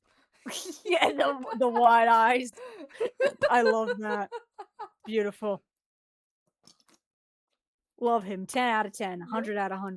Best use up ever. Um, but uh but after but like they're like, "Okay, so hey, why don't we hit we're in the area. Why don't we hit up the Barati?" Because Oh and it's yeah, like, the "Oh, Baratie. Let me it's draw the Baratie. it is a giant it's a giant fish restaurant." Yeah, I know. Yes. And the Barati is, it's a boat. It's a giant boat, but it's also a restaurant. And but here's the thing though. Both the head chef, Zeph, and the sous chef, Sanji, they will not turn you away if you have no money. Like, yes, they're probably going to be like, "Hey, you need to work off, you know, the debt for, doing things." But at the same time, they are completely understanding no one goes hungry on their watch, Yeah. because they have a mutual trauma story of getting stranded and starving for like weeks. Also, the Baratie is a giant fish ship, and it's like everything to me. Yes, it is beautiful. We love the Barati. Yep. Great. Here's the Baratie, a Broglie draw. Um, let me see. But while they're there, they realize, because this is a restaurant that anyone can visit, there's a Marine there. Like, not a particularly high ranked Marine, but there's a Marine there who's there on a date, and he's like, "Oh yes, this is this kind of wine," and the the guy who's serving them is like, "Actually, it's this kind because it pairs with the soup that you chose better than the wine you initially wanted." So, which, listen, I love the sass of Sanji to be like, "Yeah, no, your taste in wine was shit. I paired it with a better one." Like, And Yeah. they make it very clear.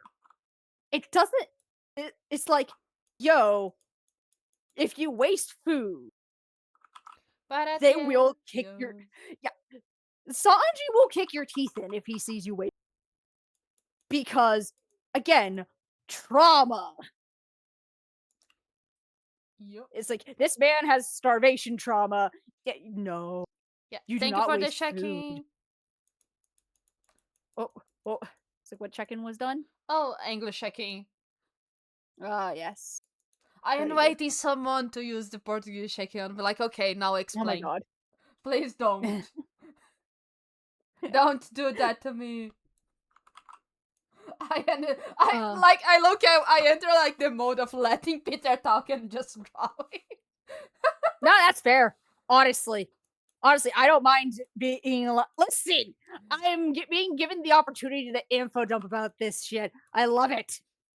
Yeah, no, I'm Um, having a lot of fun. Also, I'm drawing Sanji.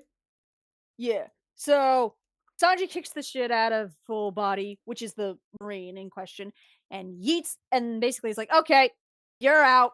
You you wasted food. No, get. Yep. You're banned from the place." Never waste food around Sanji. Never. Now, about this time, we learn an interesting fact about Sanji, which is he loves women. Like, and it is to the point where he would rather die than hit a woman, which is fine. A good sense of chivalry is great, but it does lead to unfortunate problems later on. Yeah. Like I'm gonna say a thing about One Piece. Like we're still in kinda the light part, but One Piece is a piece of media that's really progressive for the time it came from. Like it's still being published, but it's something that has been the anime has been since 1996 I think around there. 97 is when the manga was first started. Oh, So I would okay. say closer to 98, 90, 99 yeah, like it's is been when going the for more than 20 years and it oh, absolutely. touch subjects that are very Yeah, it touches a progressive to it lot of times, and sometimes it yeah. does it really right and sometimes it does it really wrong, Yeah. but it's mostly a really good piece of media and it has Yeah. its Like flaws. yeah, it does have its flaws. And there is the thing of sometimes like I see people complain about, One Piece fan service, and I'm just sitting here being like, "Dude, I'm s- I'm sorry. You can't complain to me about One Piece's boob physics when fucking High School of the Dead Oh exists. my god. Excuse me." Yeah, Ugh. let's not enter the boob topic right now. Yeah, yeah. Anyway, point is, Sanji likes women and refuses to hurt them. And so of course, he, is like, kind of brash towards the rest of the crew. I would also like to point out that Full Body on the way into the Barati, Full Body fired a cannonball at the Going Merry. Yeah, the going married.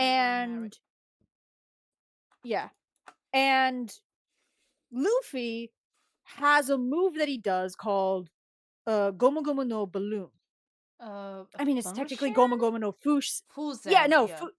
it's technically Fusen, but it's weird. I don't like to call it entirely by its English name. I hate the fact that in English they Gomu translated gomu no. Gomu Gomu to Gumno to Gum Gum. I'm like, Gum gum, yeah. ew, Gomu gomu ew, no no. Fusen.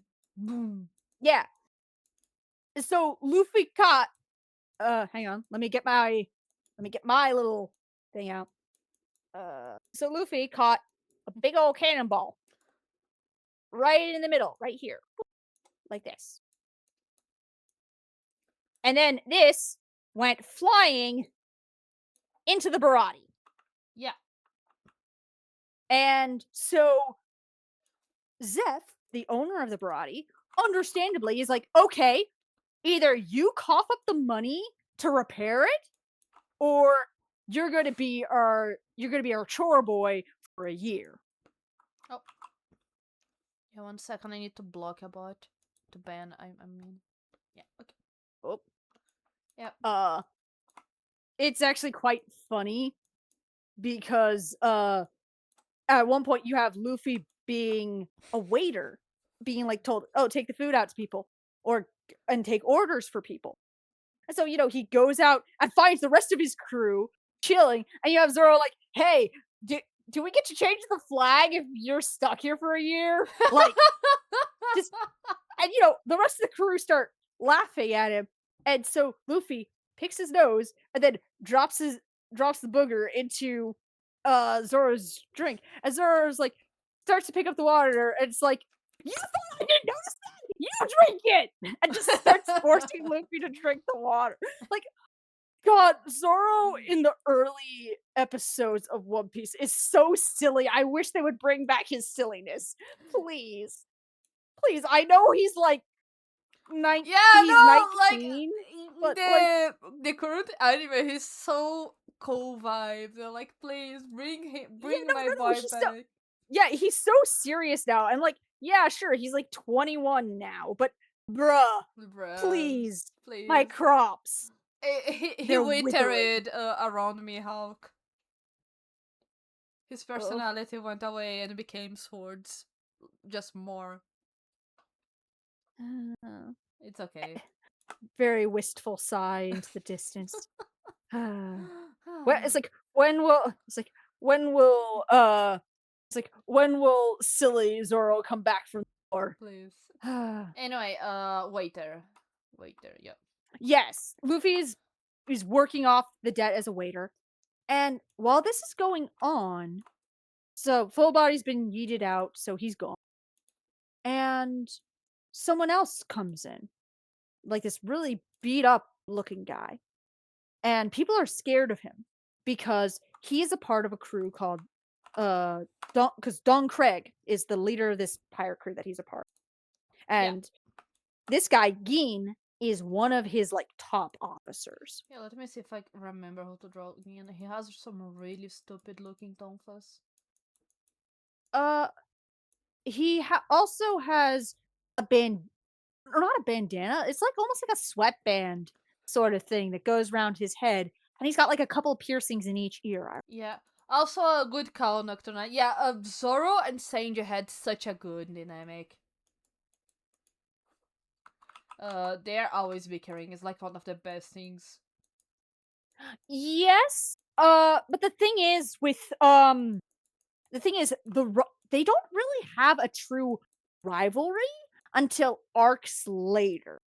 Like up until then, it's more like Zoro gets exasperated at the way Sanji treats Nami and other women, and maybe they'll have some conflicts over food related things. For the most part, they're pretty chill with each other. But it's Yeah. only after a certain point that you go, "Hmm, I made actually," Gin it's like abstract. this. Yeah, that is a very abstract Geen. Anyway, His yeah. face is so tiny. It's so His face is tiny. so tiny in his head. It's delightful. But I yeah. love it. Yeah, Zoro and Sanji come to have like one of my favorite dynamics in between the Straw Hats. I really like this Yeah. too. Oh yeah, no, absolutely. Like they they get to the point where they both go, "Yeah, no, this is nothing. This attack that you're throwing at me is nothing compared to what the other guy can do." Because they get very frequently paired up with somebody of the opposite skill set. So you'll have Zoro the swordsman going up against a martial artist and being like, "You're nothing compared to that guy's kicks." And meanwhile, you have Sanji going up against the swordsman being like, "Your swords work is nothing compared to that guy's swordsmanship." Like, they're low key complimenting each other, but also not. And I love Yeah, this it's so dynamic. good. But yeah, okay, back to the plot. This guy Jin appears half starved Yeah. on Gin the appears barrack. and asks to be fed. And one of the other cooks, Carne, comes up and he's like, "Yeah, no, you don't have any money. You're not getting paid. Not getting food. Get out." And Sanji, makes up a shrimp scampi and takes it out to him and gives it to him. And you have Gin like, "Why? I have no money." It's like, "Yeah, but nobody should be hungry. Seas. Like, nobody." And you have Luffy witness this and being like, "Oh, you're a really great guy, aren't you? Come be my cook." Like, bro, it's great. It's honestly really wholesome, Yeah. especially because one of the things that gets brought up is Sanji's dream, which is to find what is called All Blue, which is apparently a point in the sea where all where fish of all the oceans in the world all gather together and can be found. It is a cook's paradise. Yeah, here Because back with the drinking theme. As we can recap, Luffy wants to be the king of the pirates. Zoro wants to be the best swordsman in the world. Nami wants to Nami, map the world, and Usopp wants to be a brave pirate. a He brave wants to be a warrior brave warrior of of the the sea, sea. as he Yeah, puts and Sanji wants to find the All Blue. it. Yeah, So, so Gin goes off on his own. Luffy is made aware of Sanji's dream of all blue, and we see Zeph watching Luffy interacting with Sanji and seeing Sanji smile and laugh because this is somebody asked him about his dream, and it's like, and you can like if this was a Telltale game, you'd see the notification of Zeph will remember this. yeah. Shout out Zeph. We like Zeph. God, we love Zeph. Zeph is great. Yeah. But you have whatchamacallit? Hi Right. guys, it's Uh Steve. Hi Steve. hey Steve! Welcome to the Steve. thing. We're only as far as the Barati. We have Uh been here for almost 2 hours and we just got to the Marathi. It's fine. yeah, well, yeah, you're right. It's almost We been may 2 hours. need a second And stream, Peter. I don't want to be the guy to say that. honestly, no, that's fair. Honestly, I wouldn't mind doing this again. That'd be fun. Yeah, yeah. Um, but like let's at least finish up East Blue. Yeah, okay, Okay? we can do that. Yes. We can finish up East Blue Saga at the very least and maybe do one tier list? Sound good to you? Yeah, sounds good. And they say One Piece has pacing issues. Yeah. Yeah. God. Yeah, they all have very big dreams and it ties them together. Yeah, no, what really drew me into One Piece has been like a anime I really liked and just like, oh, another anime I watched, because I watch a lot of anime casually. But Mm. One Piece has like a special place to me because I really like the found family aspects that come with the Straw Hats. It's something that really makes it work for me to watch. It's just they Straw Hats, they have a really good dynamic in between themselves. And it's Yeah. just really good to watch. And for me, part of the appeal, like yes, maybe initially part of the appeal was, hey, this is a really neat power system with the devil's fruit and it has uh a reasonable consequence for eating the devil's fruit. This is great. But then it became, hey, actually all these characters are pretty well rounded. Like even the characters you don't think are well rounded are actually pretty well fleshed out later on. Like sometimes later on down the line, you find out motivations for characters that are introduced like early on, and you go, "Whoa, whoa, whoa! Since when have you been like this? Whoa, hang on, hold up, hold up!" Yeah. Like, wow, it's It's great. just really good. Also, Yeah, I drew but a very disgusted Zoro. understandable. Yeah, live Zoro reaction to Sanji flirting with Nami, Yep. and of course because it's Nami, because the thing about Nami is she is a thief and all this stuff, but she also takes advantage of guys being guys. Yep. Um actually, that's a nice little segue into what's going on with Nami. Oh yeah. Because Good call, good call. because while this is going down, Nami goes back to the Mary where Joni and Yusako, and she's like, "Hey guys, can you turn around because I got my shirt wet and I need to change it, you know?" And they're like, "Oh, sure." And it's like, "It wouldn't hurt to peek, right?" "Yeah, well, I don't know." And they both start to turn, and she shoves them over Yeah. and sails away and is like, "Hey, tell them I'm sorry, okay?" Okay. And she Yeah. starts Nami's story is and really she tragic. Yeah. yeah, and she essentially abandons them. And roughly around this time, Craig's ship comes in with because Gin's like, "Hey, there's some guys here, and they'll give us food. Even if we don't have money, they'll give us food." Because again, Zeph and Sanji both have this core ethos of we will not let anyone starve if we can avoid.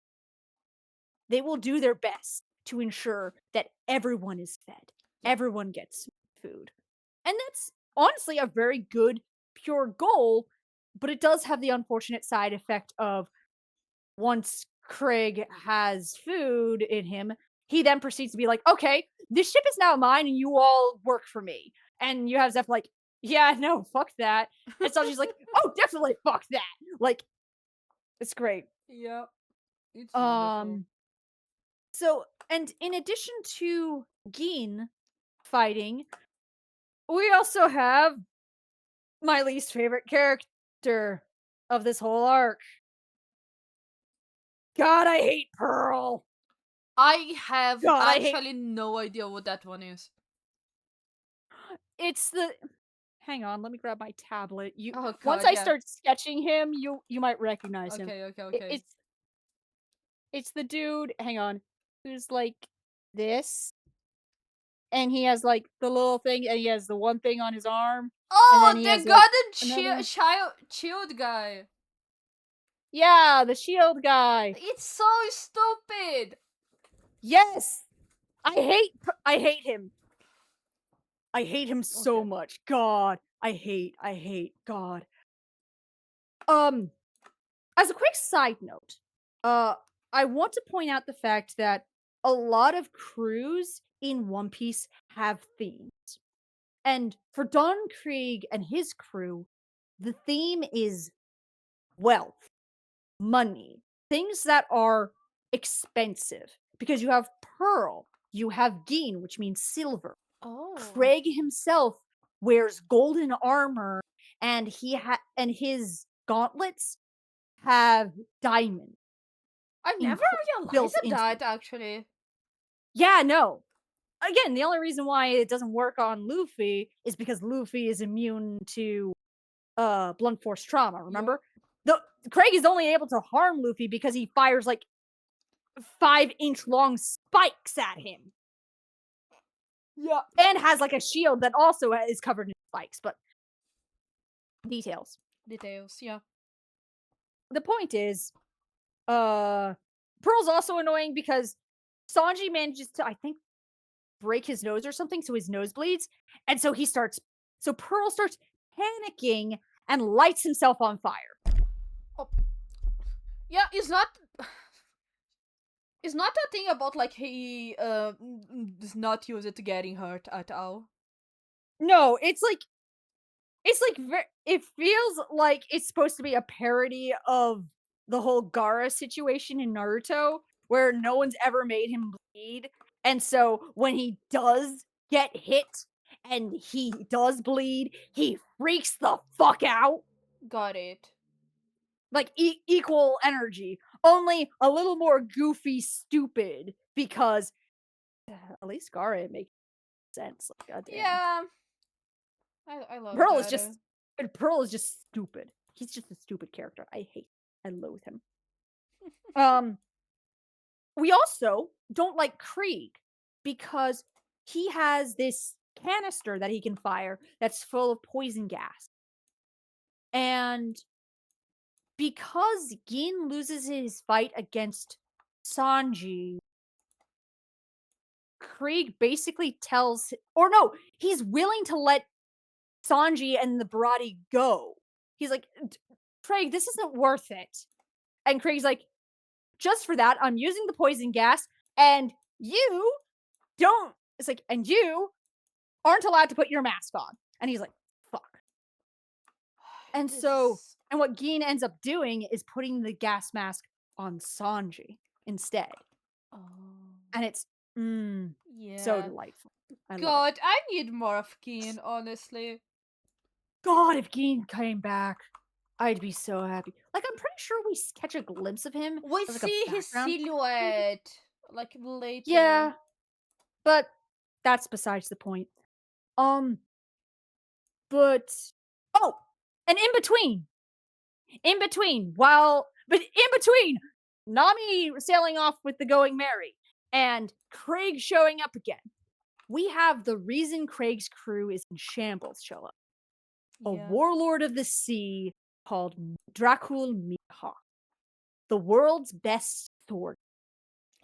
The And worst, Zoro most is fashionate foaming at the guy. mouth over this guy, Yep. which I want to point out, Mihawk very much has like classical vampire vibe. Like his name literally is Dracul Mihawk. Like Yep. he is literally vampire coded.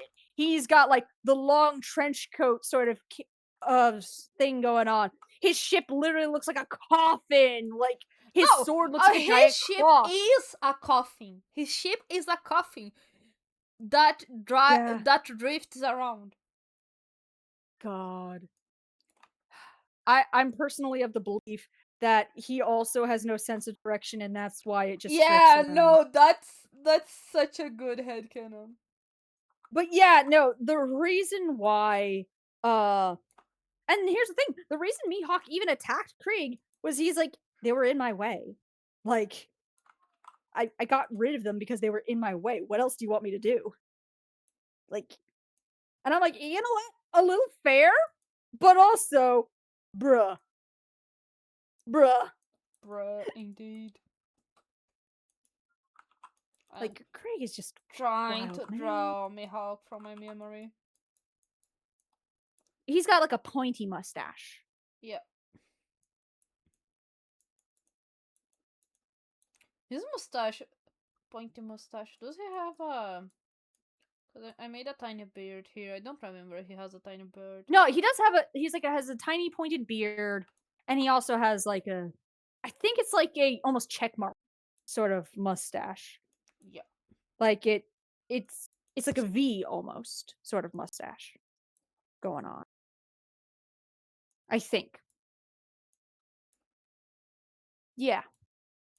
Either way, Mihawk's great. We love Mihawk We love Mihawk. because because Zoro goes to fight him and rather than pulling out the sword that's on his back, Mihawk just Mihawk has like this cross necklace he wears, and it's revealed to us that's a dagger. And he's like, and you have Zoro like, what the hell? And he's like, well, I would fight you. Well, I would fight you with something smaller, but I'm afraid I don't have anything. This. And Zoro's like, don't fuck with me, and goes to attack him, and Mihawk stops him.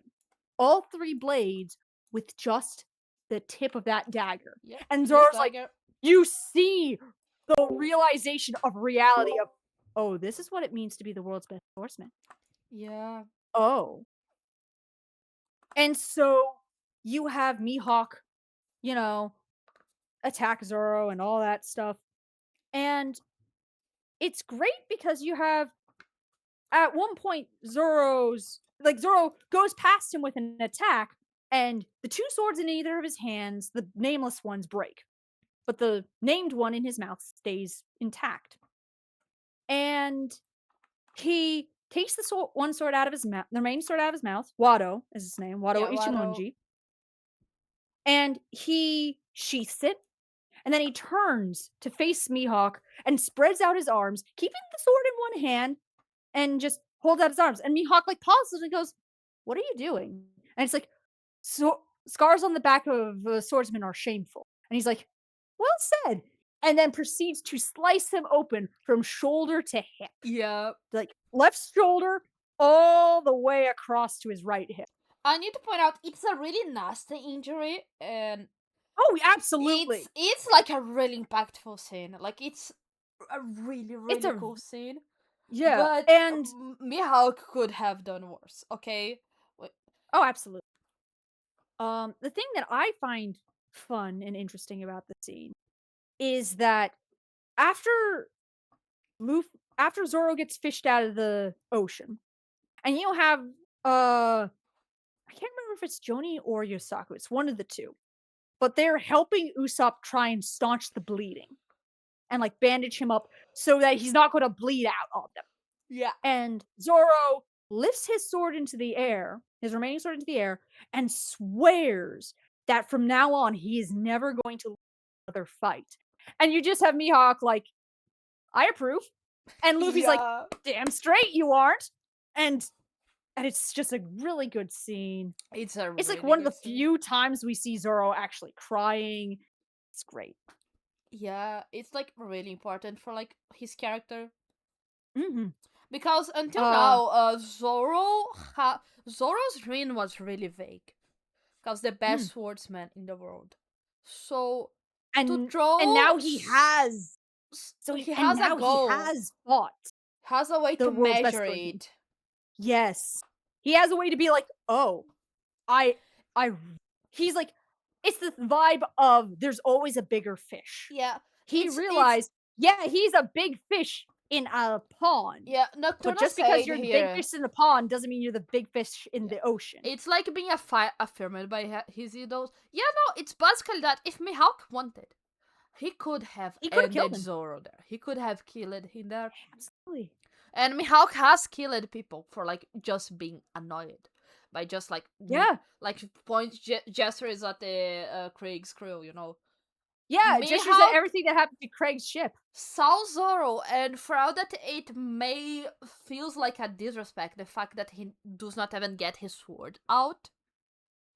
Mihawk saw Zoro Well, I was gonna say as someone and that has that was potential. the yeah, that was the fun thing about watching that scene of their fight go down because after that initial, dagger stop, Zoro does like he's like, "You know what?" Cuz he does stab Zoro and he's like, "You're not going to." It's like, "Dude, I've stabbed you. You're not going to back off?" It's like, "No, no, no. If I take a step back, that I'd be walking away from my dream right now." And he's like, "You know what? I can respect that here." And he, removes the blade himself, puts away the dagger, and he takes out his actual sword. And that's what he uses to slice me. He's like, "You know Yeah. what? You've earned my respect. I will teach you. Like, I will let you feel the sting of my blade." Like, bruh, It's Mihawk does so not fuck around. Mihawk is such a great character. We love We Mihawk. love Mihawk Great. here. Um, especially because, um, well, that's for a little later on, but it gets funny. Yeah. Mihawk is great. We love Mihawk. But yeah, Um, this I like as we like in a storytelling perspective, I really like the fact that Mihawk comes so early. Cause it's like everything kind of fits, but at the same time Mihawk was just randomly there. Uh yeah, but Hawkeye was just being passing through. yeah, being He able was to just see Mihawk so early in the journey, like the crew is not, the early crew is not even complete. They have not reached the Grand Line yet. Having this strength gauge so early is really good because after that we see Zoro fighting, we see Zoro winning, and it does not matter. Every win we get, every fight we see, every person Zoro overpowers, you have in the back of your mind. Okay, but Mihawk is stronger. It's the goal, you know? yeah, yeah. And I would also like to throw out there Mihawk being introduced so early is great for us because that's when we were first introduced to the concept of the seven warlords of the sea, the Shichibukai. Yeah. And they are essentially privateers. They are paid pirates who are officially like the government turns a blind eye to them as long as they come back when the government whistles for them. Like, you guys work for us. Like, we'll let you do whatever you want as long as it doesn't interfere with our stuff. But If we call for you, you come running. Okay? Okay. Yep. And like for some of them, and I know for in the case of Jinbei, he joined the Shichibukai because it was supposed to be an olive branch to the fishmen Yeah. of hey, here, look, see, we have a fishman as part of our, elite group of pirates. Isn't that wonderful, fishman? We aren't oppressing you guys at all. We Yeah. swear. I know we're still touching this topic probably in another stream because we kind of realized that we can't really cover the entirety of One Piece in one stream. No, No, not in all. I did not think we would like. We took like 40 minutes to get out of like the starting step with Zoro. Actually, insane. Yeah, yeah. Um, but like, but anyway, Yeah. I think that's all for karate. Yeah, and So move on. start Luffy convincing Sanji to become the cook of the crew. Yeah, and insert Sanji thanking Zeph for taking care of himself. Yeah.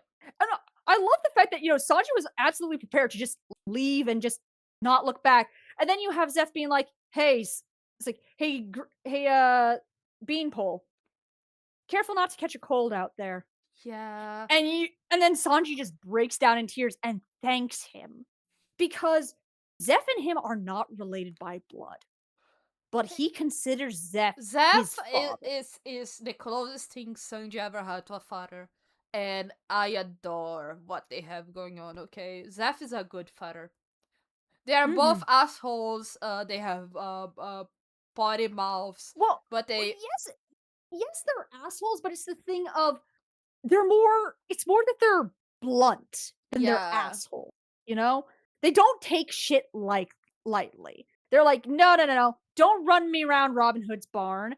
Come here and tell me straight what the fuck is going on. yes.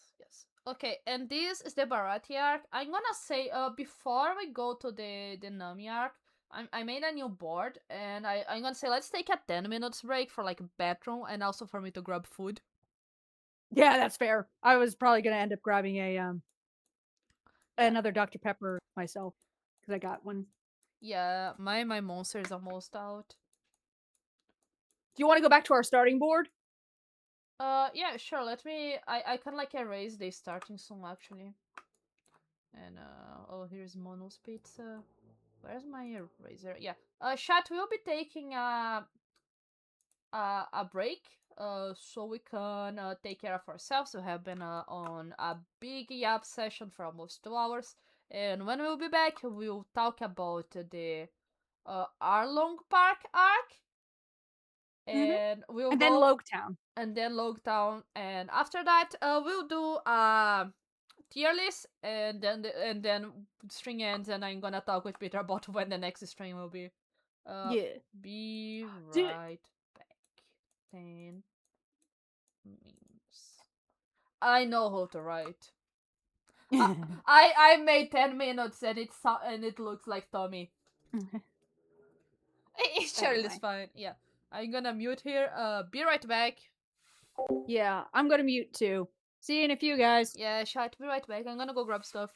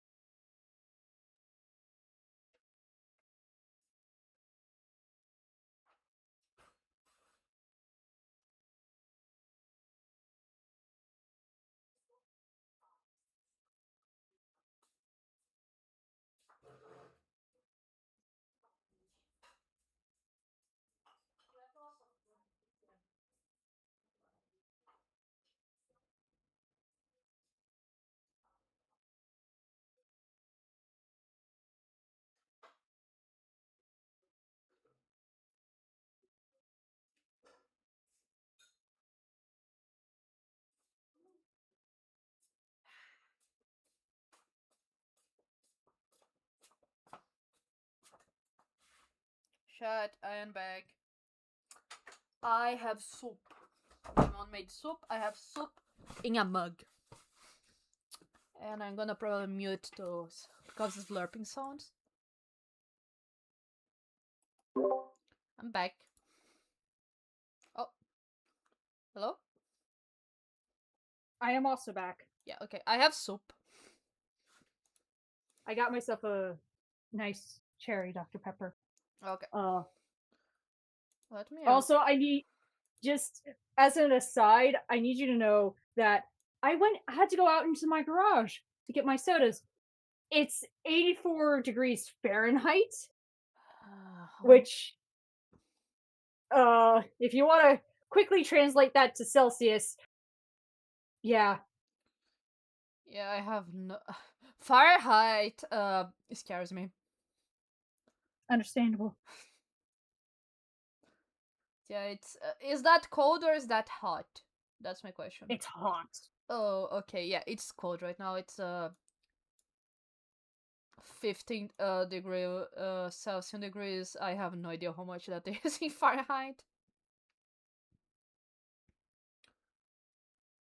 But yeah, it's where's my I have soup. I'm gonna You have soup. I have soup. But yeah,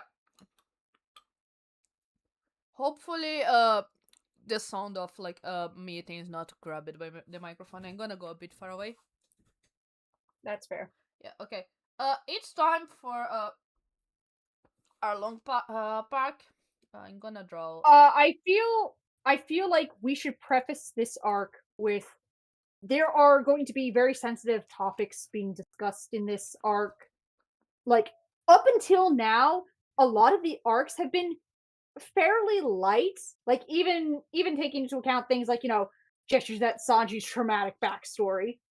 Yeah, But this arc in particular, we get hit with the knowledge that there is like an entire species race in One Piece that is discriminated against to the point of, being used for being captured and sold as slaves and yeah. things like that. So, I need to point out credit. that it's the theme of slavery on One Piece is really well handled by the writer, but it's still a very sensitive topic. So if anyone that's lurking, that's here, that is does not like this type of discussion, will not be hurt if you need to deep. It's Yeah, it's it's well handled by the anime, but it's heavy. yeah. It is treated with surprising amounts of uh gentleness and like it's the thing of they don't go into the nitty-gritty details, but they also do acknowledge it, like, flat out of, Yeah, "Yeah, no, this shit's fucked." yeah. Like, But yeah, but the Straw Hat Crew goes after Nami. That if y'all don't remember, Nami stole the Going Mary to go back to her island. What's the name of her island again? um, the village that she comes from is Kobayashi, Oh, okay, yeah, and, uh and, like, when it comes to, uh when it comes to it, Nami goes back, and it turns out that she's been keeping a cache of stolen money, and it's for one reason, and that's she was told as a child, "Hey, if you pay me this exorbitant amount of money, I'll leave." And she was told it by, well, it's admittedly not the best picture of her I'm for trying. Saber. Uh, I'm trying my best. I know. Hang on a sec. Uh, like, his nose is more like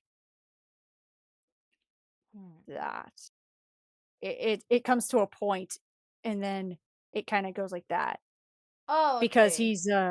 because remember he's a sawfish. Yeah, yeah. Um, but the reason for it is uh this sawfish fishman Arlong got out of prison and he went, I'm going to take over this island in the East Blue and just essentially dominate the humans the way my people were dominated for years. And so it's like, yikes. Yeah, Like it's really interesting the concept of Arlong because it's the it, the it's the way history I repeats tend to itself type of yeah, deal. like I also tend to summarize a lot of stuff about Arlong with like that scene from Brooklyn Nine-Nine. Cool motive, still a murder. Like that's very much my vibe about Arlong. Like Yeah, I can completely understand why he would take the actions he took. Do I condone them? Absolutely not. yeah. Arlong has a Arlong was like a slave, was a slave fisherman, and No, no, he wasn't. he was not. No, he was a part of a crew composed of mixed free and previously enslaved fishmen. Uh he it's the all of the members of this crew given the same mark to identify them. That way you couldn't tell which fishmen were freed slaves and which ones were always free, you Oh, know? got it, got it. Yeah, I did Yeah. not know that Arlong was not one of the slaves. Yeah. But yeah, No, Arlong is someone with a lot of anger for the humankind for what oh they did absolutely. to his people. So he Mhm. basically kills uh he kills and he controls these villagers, and he does horrible things, and he feels vindicated because the humankind has done worse. Mhm. But yeah, it's a really complex character and a really complex standpoint. But basically, this fisherman crew has Nami's village under their command. And Arlong, when his crew got to Nami's village, uh, they asked for money for each head, and Nami has a sister and has a mother, and not they are not related by blood, but her mother is an No. ex-marine that found her and her sister uh Moriko. No, it's No Jiko. Nojiko. Yeah. Um, I am eating soap. I was thinking of Toriko. I am sorry. Uh, I and she saved these two girls, and she retired from the Marines to raise them. And when Nami is young, Arlong gets to her village, and her family is really poor, so they only have enough money to pay for one head. But it's three heads, a woman and Well, two it's children. I was gonna say it's the price of one child is half of that of an adult. Yeah, So she technically has enough for either both of them, both her children, or herself. And she chooses her children over herself.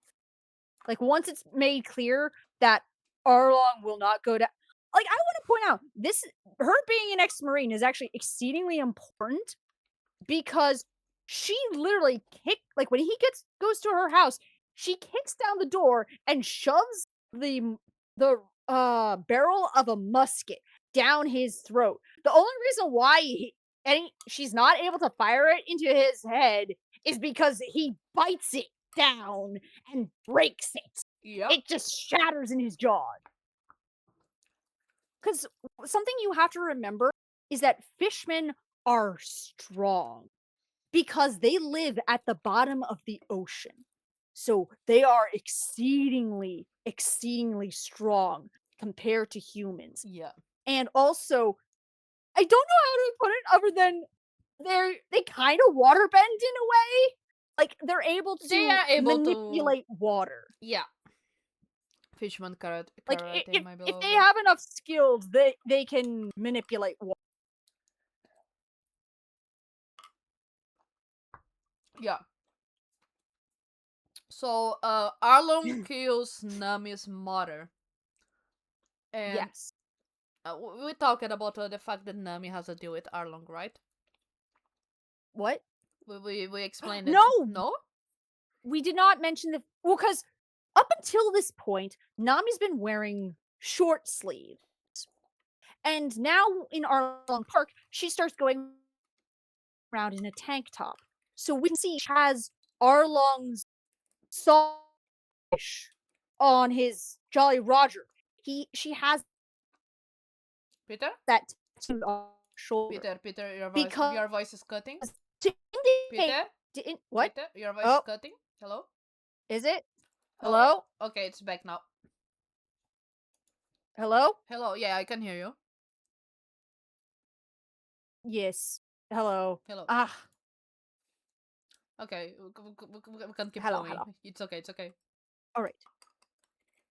Yes. But Nami starts wearing tank tops to reveal Arlong's mark on her shoulder because when she was a kid, when she made the deal of, hey, if I raise enough money to pay for every person in my village, you'll leave us alone, right? She she got that mark basically to protect her from other people who might see her being like, "No, this is mine," you know? But because it is an unfortunate thing because with the fishmen, they have a history of being branded to all the slaves get branded with a mark to Yeah. indicate this is a slave.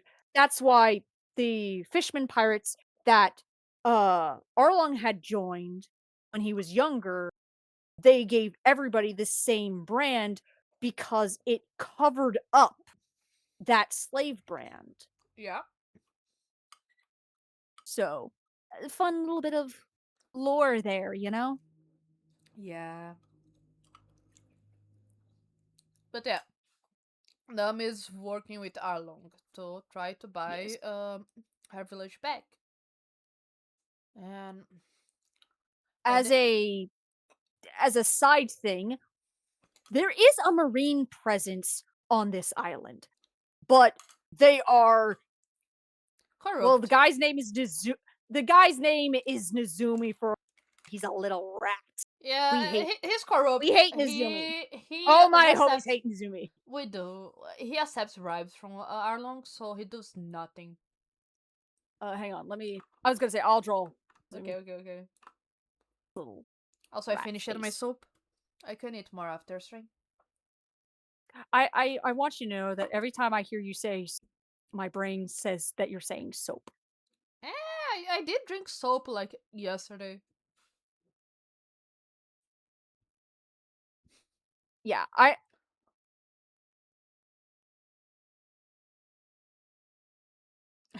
this guy. This guy. This guy. He is a little bitch and we hate him.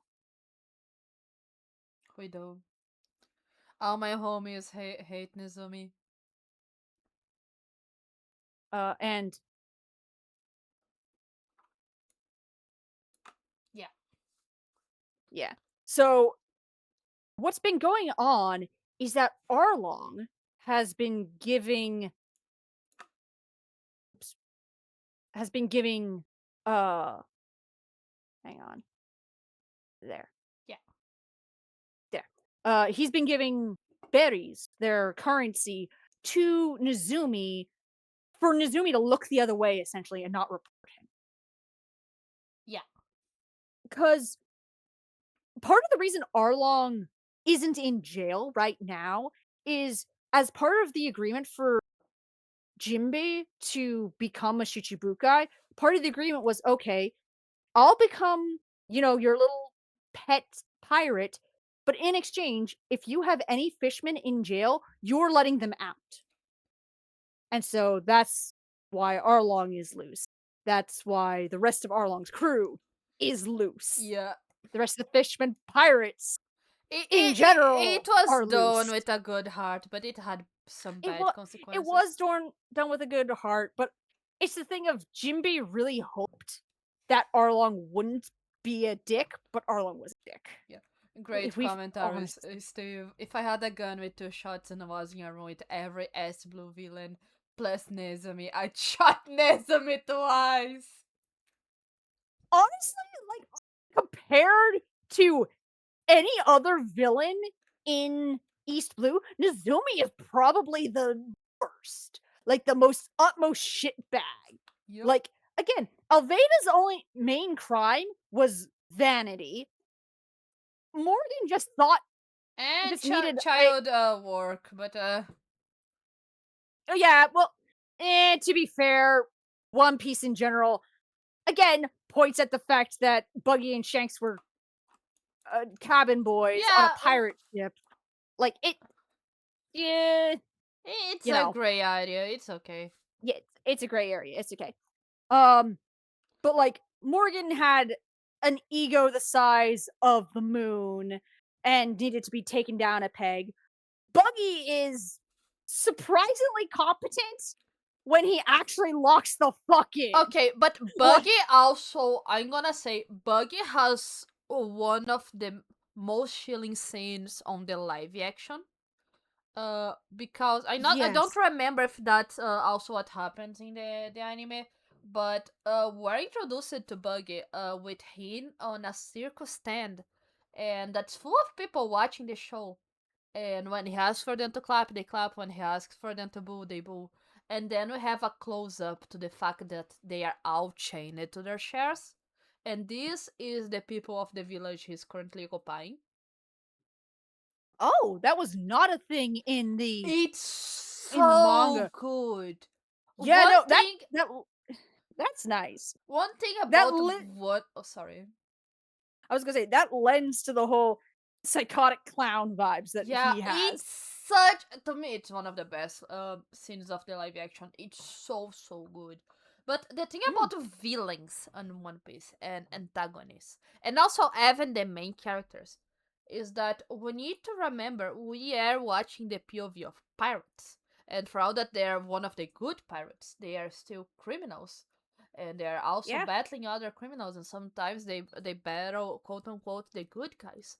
Is that the way One Piece is written and posed to us is that it's really hard to find someone that's truly one directional bad. Like a lot of them are bad, like are actually evil and stuff.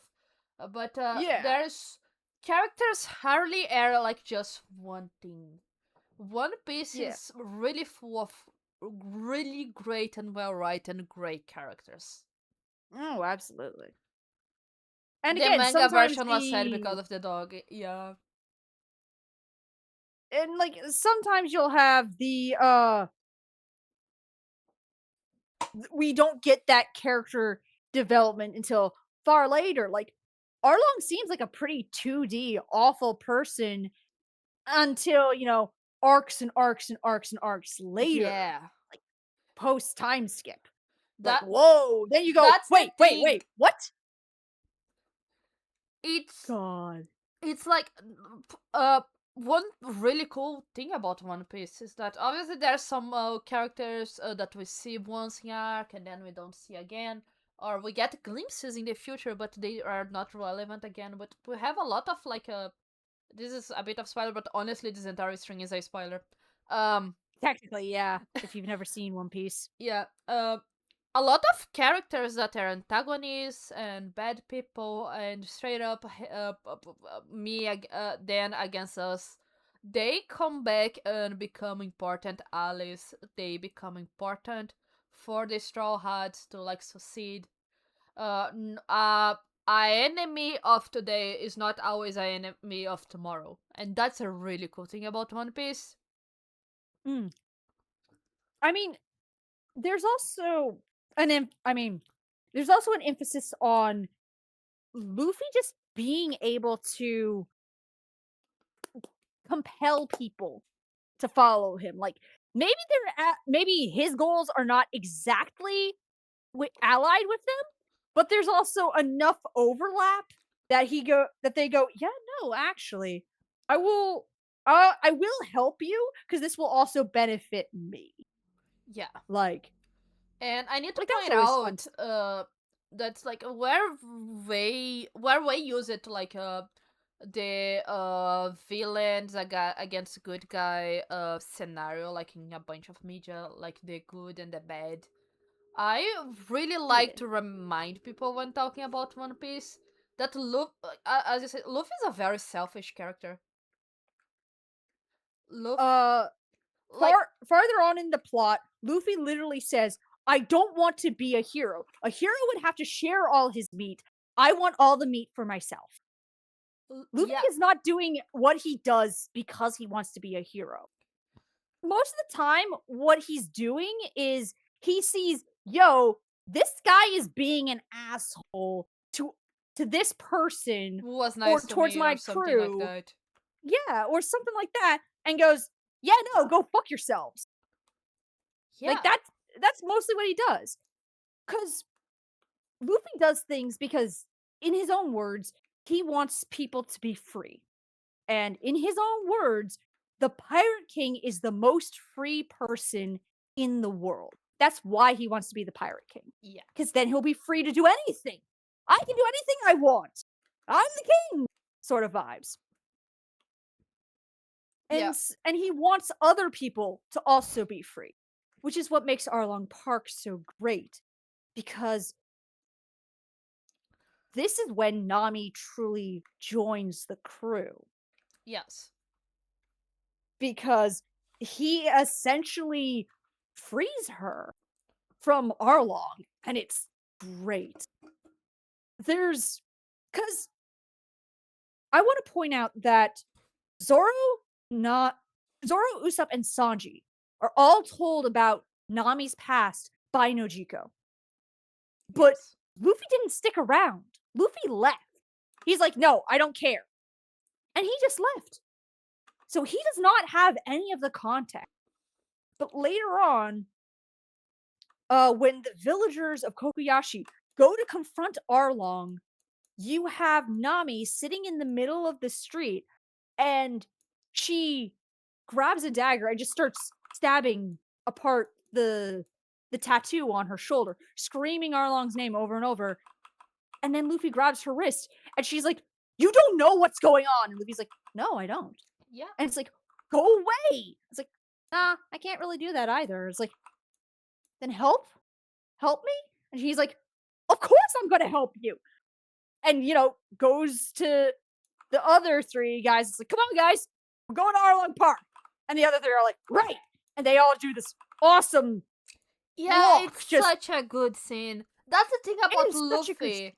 Nocturna said here, Freedom and also Nakama above everything. The thing about Nakamas to Luffy is that they, as long as being his Nakama does not interferes with their dreams and their freedom, they are his. Yeah, like it's a little dragon like where he's possessive of Mm, his of his crew and the people he considers his allies. It's like, yeah, no, I will defend these guys. Don't think I won't. Like, and like, but at the same time, though, he has confidence in them being like, yeah, no, they can take care of themselves. They'll be yeah, fine. Like, he absolutely trusts Zoro that even though I would like to point out this whole time, again, Zoro has been cut open from shoulder to hip. He and at some point, you have Arlong holding him up by his throat, being like, "What are these?" And grabs the bandages and rips them off. And Arlong's like, "Whoa, holy shit! You were fighting? You fought Hachi with this severe of injuries? The yeah. fuck is wrong with you? Do you What the want a fuck is up with this list? guy?" Like, he was like, "Whoa!" Like, he was actually a little impressed. It's like it's like Mm, the it's like, and he was almost impressed. He was like, "Wow." And then mm. went, Okay, I'm yeeting your ass into the ocean. Um, there's like, and like of course, Luffy fights Arlong himself. There's also Kurobi, who is a fishman karate expert. He's a stingray fishman. And so he has like these let me sketch it out. Yeah. Uh so like this is Kurobi's arm. He's got like these fins that stick out like this. Oh yeah, yeah. Like this is his fist and here's his arm and he's got like this fin that sticks out. And he typically uses it to like deflect kicks and blows, which is fair. That makes sense. Yes. Um and so he and Sanji end up brawling. And honestly, hard respect to Sanji cuz first of all, Kurobi's kicks and punches are strong enough to crack rock. But also Sanji fights him under the water, which is like the fishman's peak habitat. That's their place. That's Yeah. like if Uh you're going against a fisherman and you fall in the water, you are you're cooking. fucked. Yeah. Um Something that I enjoy about that fight is Sanji realizes I'm getting low on oxygen. I know what I'll do. I'll just steal some from him. And he latches onto Kurobi, like puts his mouth over his gills and either inhales or exhales. But either way, Kurobi panics and gets and brings Sanji up to the surface, which is where, Sanji proceeds to beat his shit in. Yep. Um Meanwhile, you have Zoro with his three sword style going up against Hachi or Hachi. Well, Hachan is his full name. Hachi is just what they call him, and he's an octopus fisherman. And we And love he him. uses yes, and he uses six sword style because he has six arms. Because listen, if I sometimes for some people I complain about their integrating animal traits into humanoid designs. Oda does not disappoint me. He He gives does he gives not. he gives he gives creatures the appropriate number of limbs. Like the like Hachi has six arms and two legs. He has eight limbs total. He's an octopus. That's great. Perfect. Amazing. Incredible. 10 out of 10. 100 out of 100. Like arcs later, we encounter some insect ones. They got they got six limbs total, four arms, two legs. Yes, please. I'm I, always going I, to praise somebody who gives I the need appropriate Chad number to of limbs. know that I have heard this rant so many times and it Oh never my god! fails to amuse me. Listen, What I what y'all are experiencing on this string is just a normal cowing between me and Peter. yeah, typical conversation. Yeah, I'm just vibing. Um, let me see, and then the third person in Arlong's crew who fights somebody is Chu, who is he's one of the archer fishes. He's like an archer Hmm. fisherman. So so his whole thing is got lips that go like this. Oh, Like let me. here's the plane of his face. That Oh yeah, I lips that remember go like that this. guy. Yeah. The guy who fights against Usopp. Yes, it's fun Which to by rave the about way, One Piece. Yeah. I feel like that's an important thing to note here.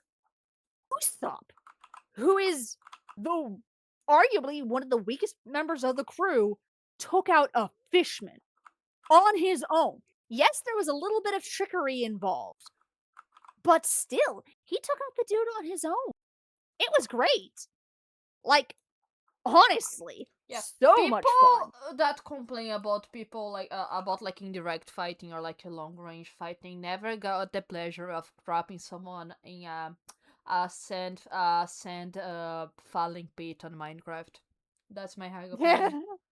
You never got God. someone tricked so bad that you started laughing, and that's sad. Yeah. But it's like oh, something else that's involved in here that we kind of glossed over or I forgot to mention up until now.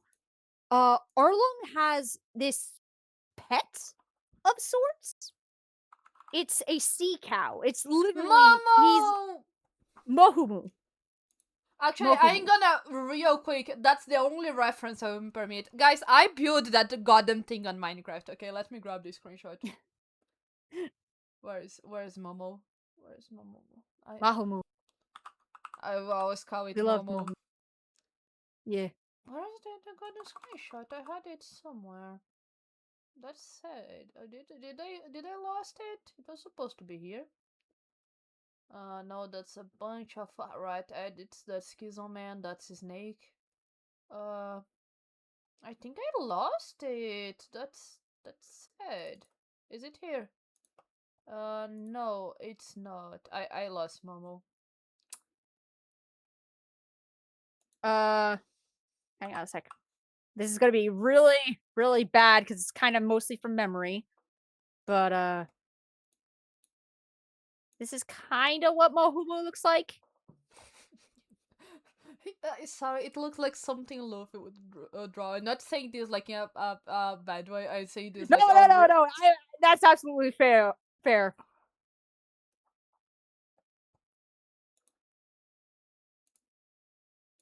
yeah. I have no idea where Momo went to. That's There. It's like no thoughts, head empty. But the point is though, he is a giant whale, or well, he's a giant. He's literally a sea cow, and yes. this and Luffy, because the Straw Hats technically arrive in three groups. Because you have Nami with the Going Merry first, then you have Zoro and I believe Joni and Usopp on the second ship. And Yes. then on the third ship, you have Sanji, Yusaku, and Luffy. I think. Yeah. I might be mixing up Joni and Yusaku, but It because happens. it's the thing of I know that one bounty hunter went with the one group, one went with the other. Yes. I'm pretty sure that Joni went with Usopp and Zoro. Um, but that being said, on the way in, Luffy, encountered Mohomu and kind of beat him up a little bit. Not gonna lie. Yeah. And so, Hachi calls Mohumo in because, Arlong's like, hey, go get Mohumu. And it's like, okay. And so they call Mohumu in, and Mohumu takes one look at Luffy and goes, I ain't dealing with this shit, and starts to leave until Arlong's like, hey, where the fuck do you think you're going? And you have Mohumu like, okay, am I more scared of this random straw hatted kid or am I more scared of Arlong? I'm more scared of Arlong, fuck it. Yep. And Luffy, launches Mohumu into the air and back out to sea. Uh it's very fun. It is. Of course, it's mostly fun because um what happens then is Luffy, plants his feet in the ground to literally ground himself, spins himself around, twists himself up, and then, lets momentum do the rest. And he's like, guys, my feet are now stuck in this pavement. Everyone's like, what? And you have Arlong like, bruh, watch this. It's like, bruh, watch this. And he lifts out the chunk of pavement that Luffy is stuck in and yeets it into a lake. Into because he has like this little pool that lets out into the ocean. Yes. And again, Luffy can't swim. So while Zoro and Sanji and Usopp are fighting Hachan, Kurobi, and Chu, you have Nojiko and Genzo. Nojiko being, Nami's adopted sister, and Genzo is like the head of this town, and he's I don't think he's ex-marine, but he does have like He's some. just really cool. He's just really cool. Um, and like he has like a pinwheel stuck in his hat because apparently, as a baby, Nami was scared of him, and so he Yeah. stuck the pinwheel in his hat to make her smile, and he just kept it Which there is ever since. so sweet. So wholesome, man. Just Also, I God. drew Nami. She looks a bit tired, but it's okay. Yeah, I think her hair was a bit longer, but Was it? I remember she had him like short hair in the starting. well, yeah. I mean, to be fair, that's actually something that is a very subtle nod to the fact that time is passing in One Piece. Is the fact that their hair does get longer and stuff. So, Yeah. but anyway, Anyway. uh, but yeah, you have Genzo and Nojiko taking turns, essentially trying to make sure that Luffy doesn't die. Like, because Yep. Luffy's lifeless in water. He's a hammer. He can't move.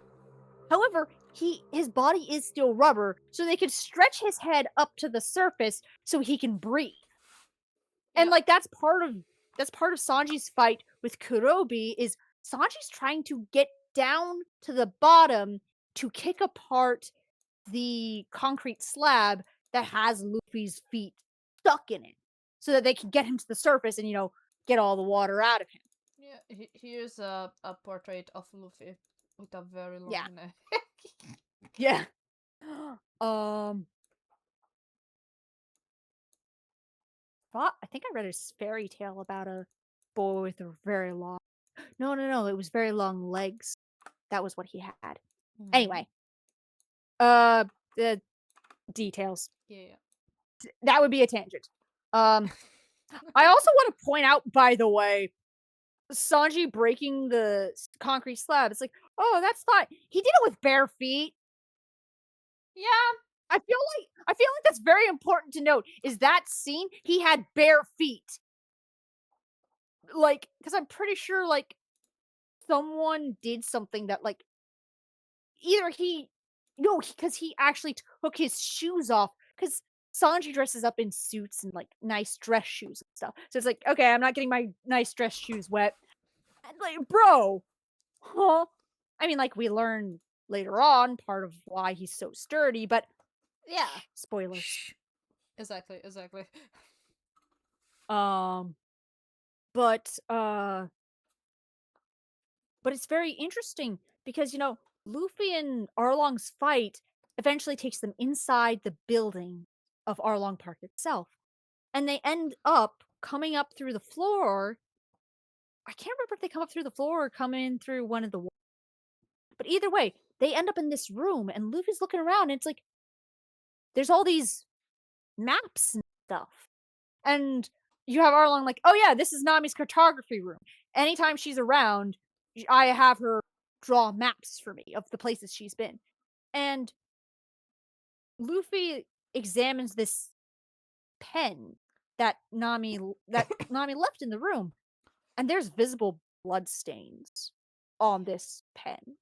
Yeah. And you have Luffy put down the pen, and at this point, Arlong has this giant, like, saw blade sort of thing going on.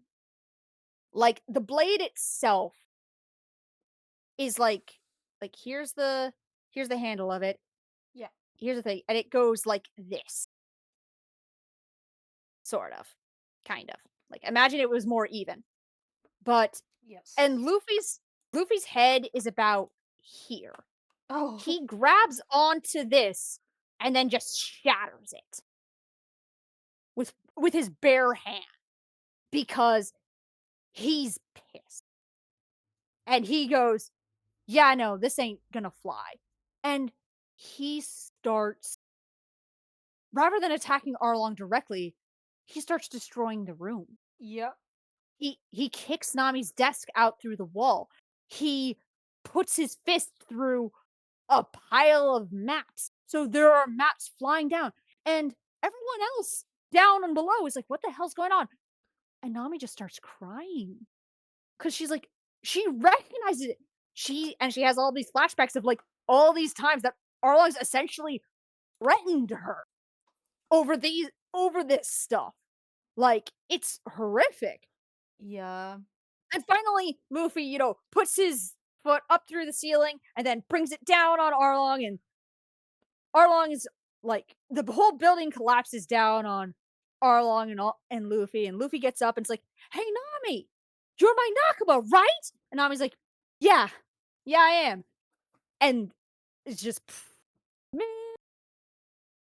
And in the aftermath, the village doctor, who is pissed at Zoro, by the way, for getting up and Yeah. moving after he told him, "Hey, I put stitches in you. You better not move or you're gonna pop them." And he pops them. That's I why need to he point has a out scar. my favorite trope of a doctor. I for some reason I adore doctors that are like, yeah, no, I don't care that you're doing stuff. Don't rape the goddamn stitches. That's my work. I love this type of Yeah. threat. So you adore. It's like so you adore Dr. Kureha. I see. I see. Yeah. Look, Dr. Gura is so good. Okay.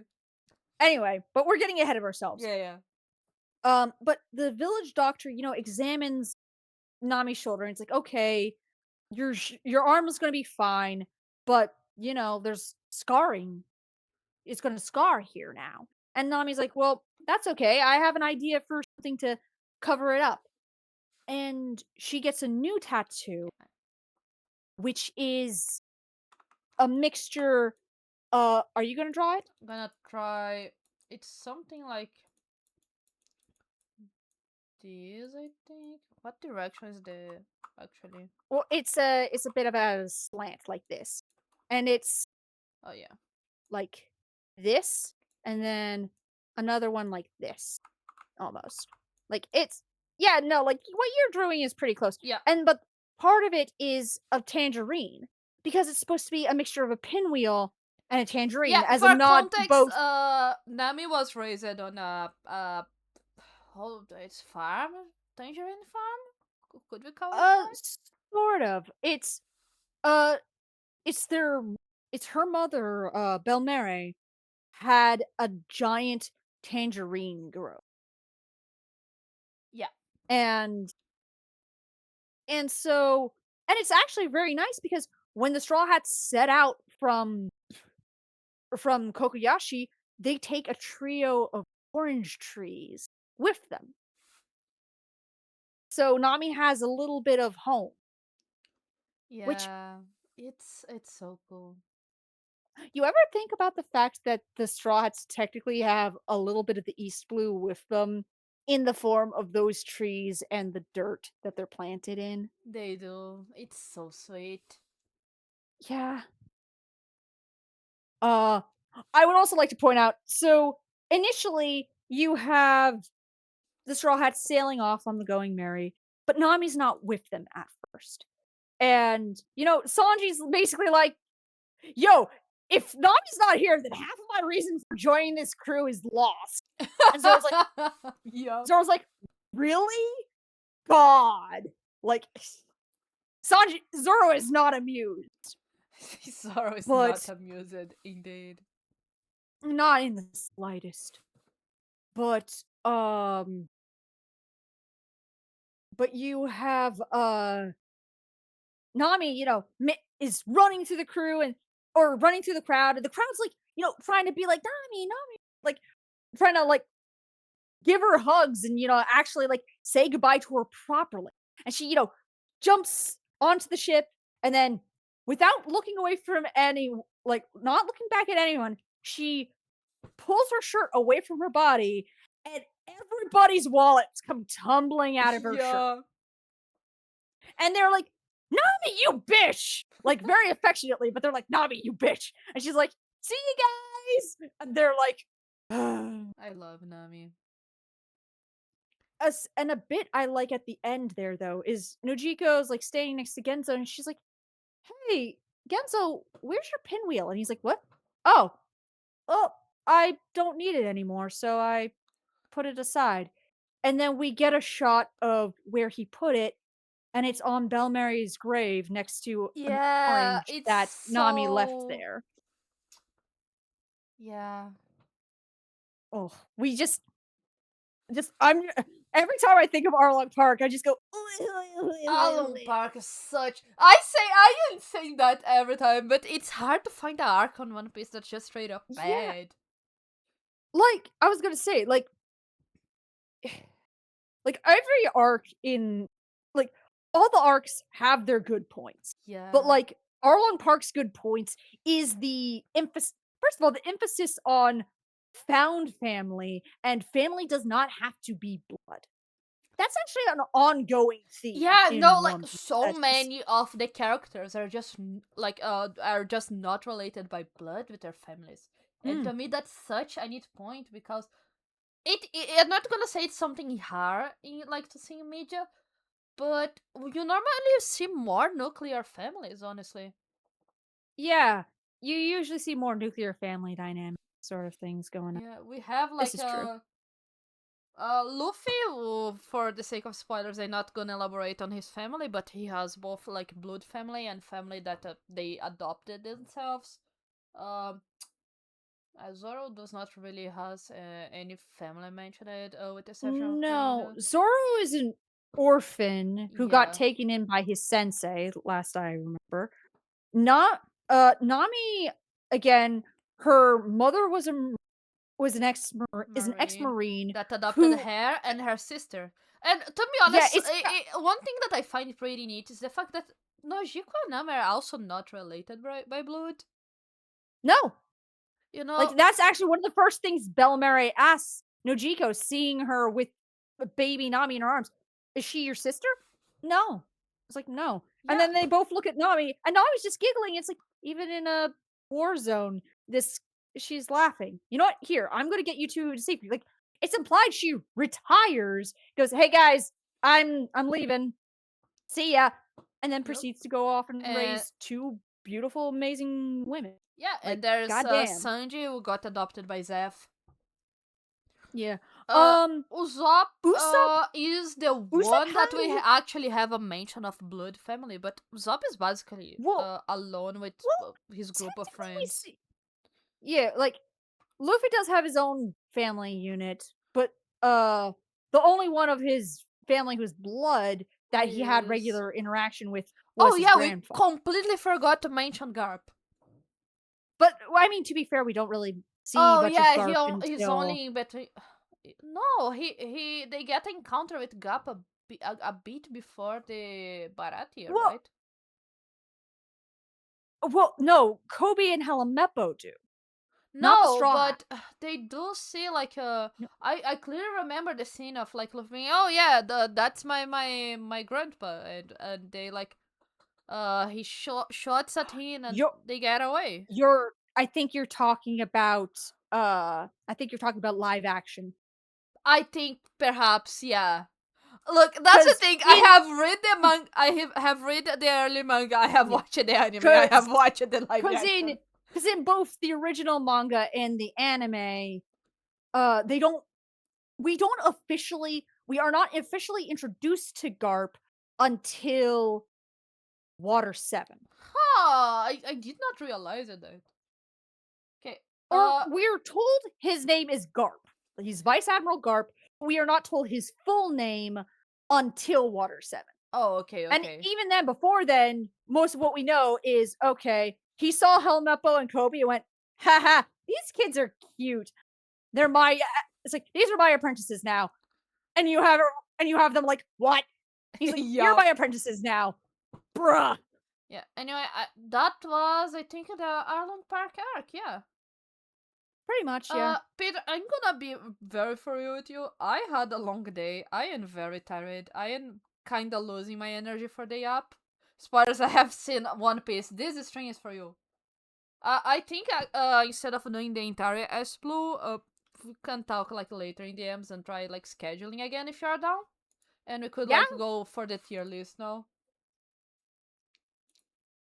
if that's okay. Cactus, I have good Also, news for you. You managed to dodge the entire spoiler part of the string. yeah. Also, I'm pointing at OS streaming. Sanji breaking the concrete barefoot is a surprise tool that'll help us Yeah. later. OS streaming is Steve. Uh, Yeah. Just yes, yeah. But yeah. beautiful. This was almost 3 hours of us talking only the early plot of the anime. I think watching the anime would take less time. Uh, we haven't even gotten to Logue. We haven't even finished East Blue yet. Yeah. Technically, we still have one more arc. Yeah, we can do.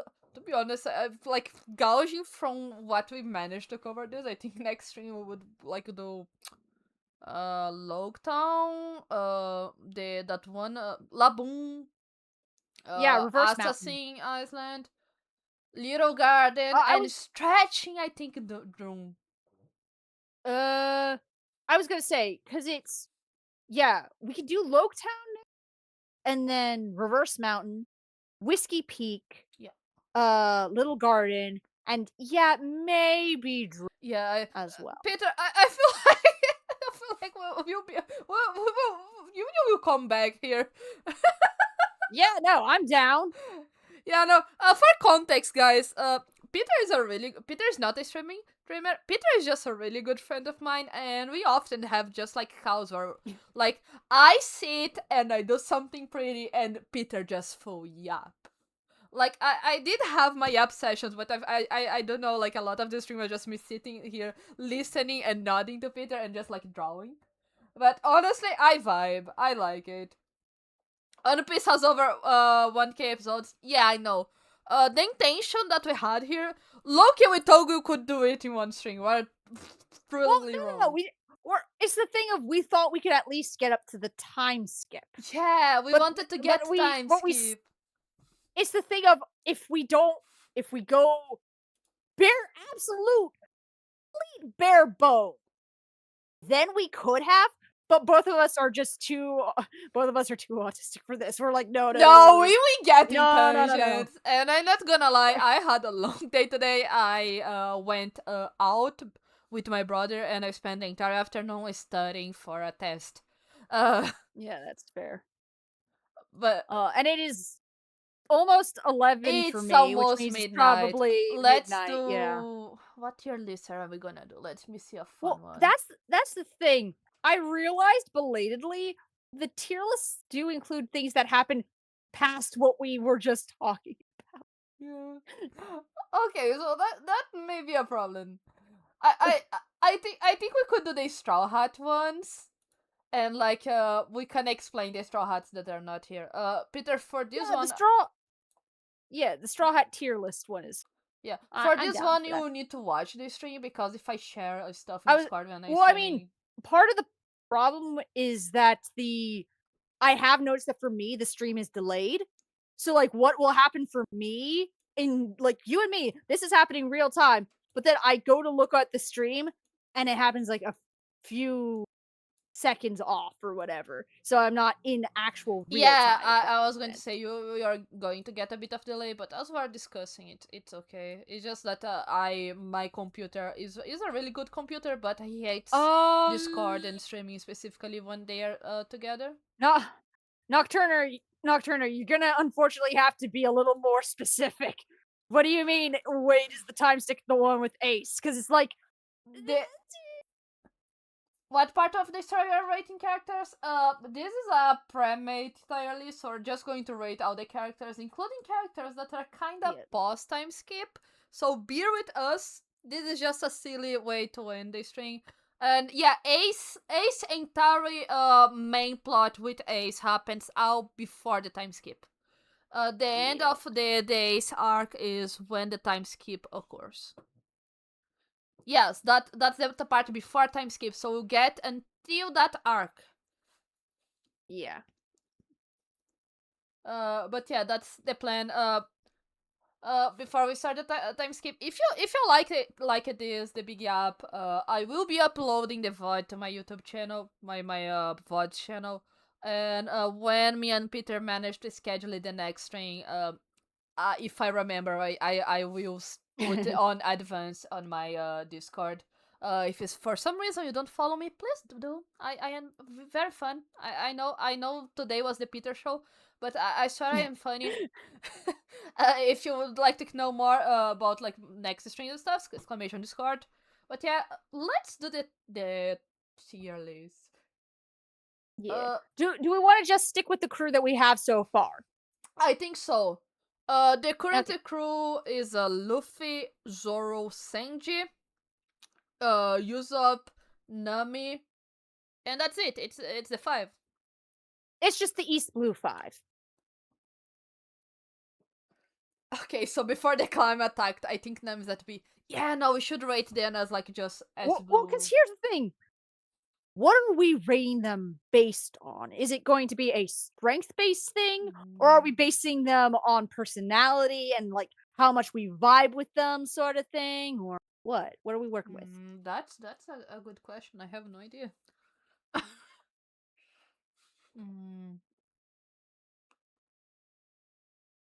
Because like usually when I rank the Straw Hats, I rank them according to how much I vibe with them. Yeah, I don't think vibe is a good measure, you know. Yeah. Like, for example, a Luffy. I really Lu- like. This is until this part on Arlong Park. yeah, like I do enjoy Luffy a lot. Like I do. Here's the thing though. For me, Luffy is A tier. I was going Like to say he's not. that he's not Yeah, S yet. no, not yet. Not yet. He Like to definitely me later. he will become a S tier character, but well, currently he's a A character. We had the whole thing with Nami. Uh, Yeah. to be honest, I do feel like what put him in a solid A character is the deal with Nami. This is when we really like we already obviously we have been following his story until now, but this really solidifies Luffy as a character. Yeah. So plop Uh, that boy in A tier. yeah. Usopp is between A or S. I would He's agree, but obviously S tier. What are you he talking is about? a S tier character. But I'm going to say at this point in the timeline, I would say Usopp is a B tier. Okay. Usopp Yeah. is a character that's very overlooked by the fans, and he's a really relatable character. He's a really relatable character, and he had his moments to shine already. But he, to this point, I'm sorry. It's just I realized I just remembered Usopp intensifies right behind you. yeah, Usopp has been here with us the entire string claps for Usopp. But what I was going to say is that Usopp as a character right now, he did had some good moments. Peter mentioned it earlier, the fight with the fishman. But Usopp is still not there. That's my opinion. Usopp is still getting there, you know. I feel like after Little Garden, to be honest, Thriller Bark is the Usopp, the arc where Usopp shines for real for me. Water 7 also. I was gonna say you better mention Water 7. Look, I envy towards Thriller Bark, but that's just me. But yeah, no, Water 7 and Thriller Bark are arcs that to me use like Thriller Bark to me it's because they will use up Perron interaction. It's just I really like that. Also, chat, I will say when it comes to the whole Luffy is S tier thing, part of my gripes about Luffy, people on like a lot of people are like, "Oh, Luffy's S tier." I'm like, I honestly would take him down to A tier, mostly because there is the fact that he has very poor, not social skills per se, but it's the thing of Luffy's antics can be a little grating sometimes. He's a really Like, simple-minded idiot, and we love him for that. But it's yes, also a problem. yeah, it's a double-edged sword. Yeah. Like on the one hand, it does bring a chuckle, but if you were around that constantly, it can probably be Yeah, a the thing bit. is, Usopp will become a S tier character, but currently where we stop it, that's Arlong Park. That's not the case yet. That's my opinion. I would argue he's at least A tier, but Eh, I Peter puts him in he's A. I put him in B. He will become a S tier. I think after future arcs. I think when he gets to Little Garden, he becomes a A tier for me. But before that, not so much.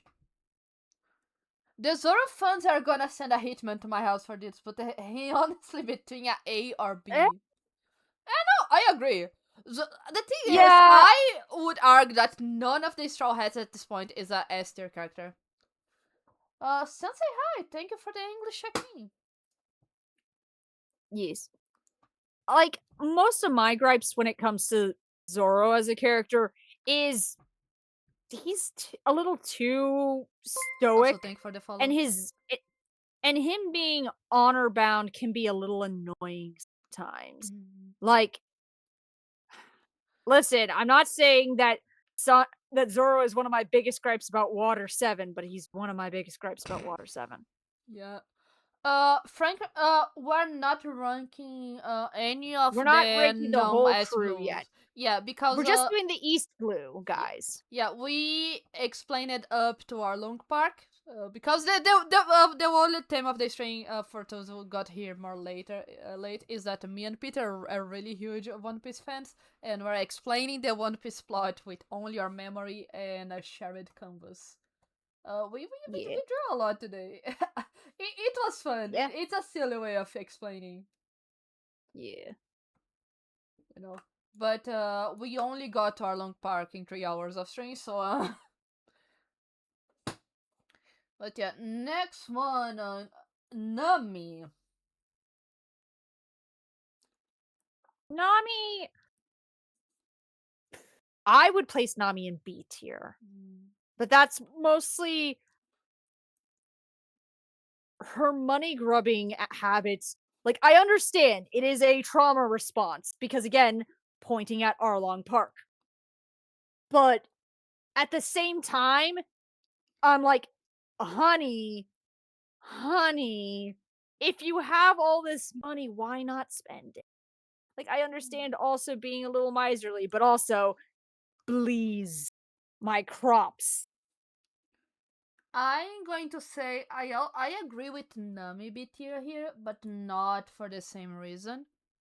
Uh, we stopped right in the end of Nami's arc. That's the Arlong Park, which Yeah. gives us Oh, a I really just realized you didn't move Zoro. uh. Have we talked Zoro yet? I believe we briefly did touch Yeah, upon him. but we did not get like we mentioned it, but I'm going from like the order here. Oh, fair. Yeah. Like Nami, we stopped right by Arlong Park, and this is how we're measuring it, not like from future.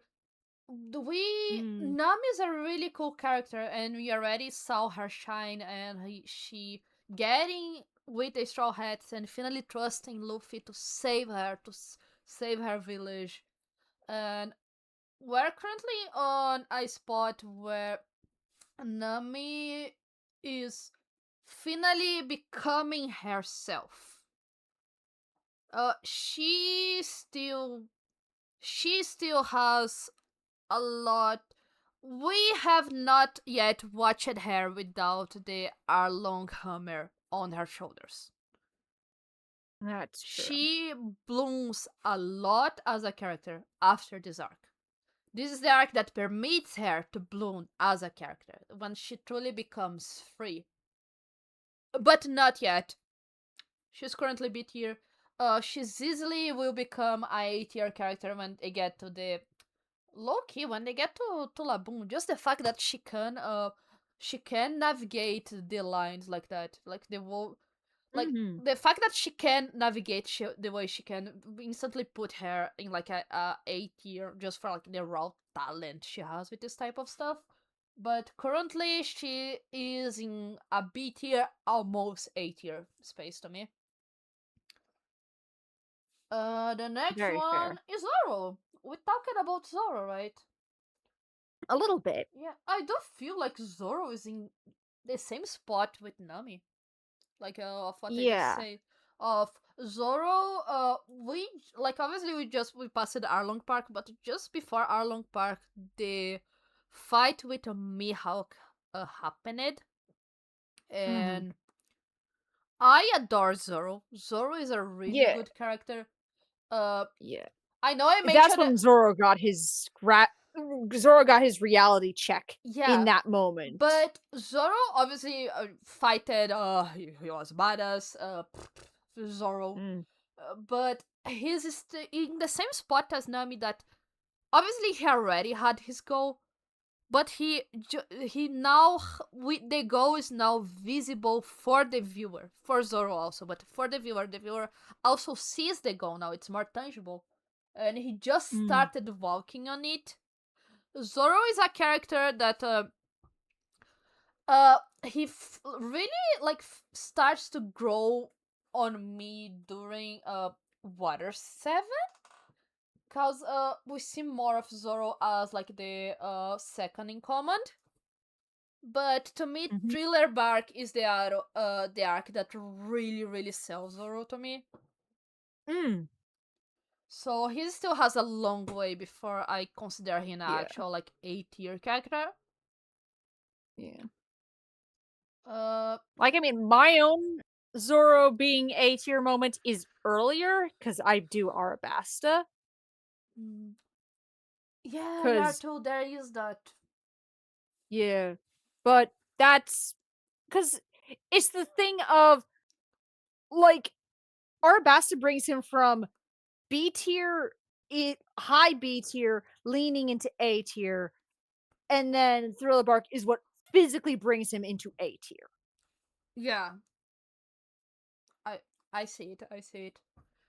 But yeah, Hmm. and now last but not least, we have Sanji. Can I say a thing? Go Sanji is a on. C tier to me right now. No, God, same.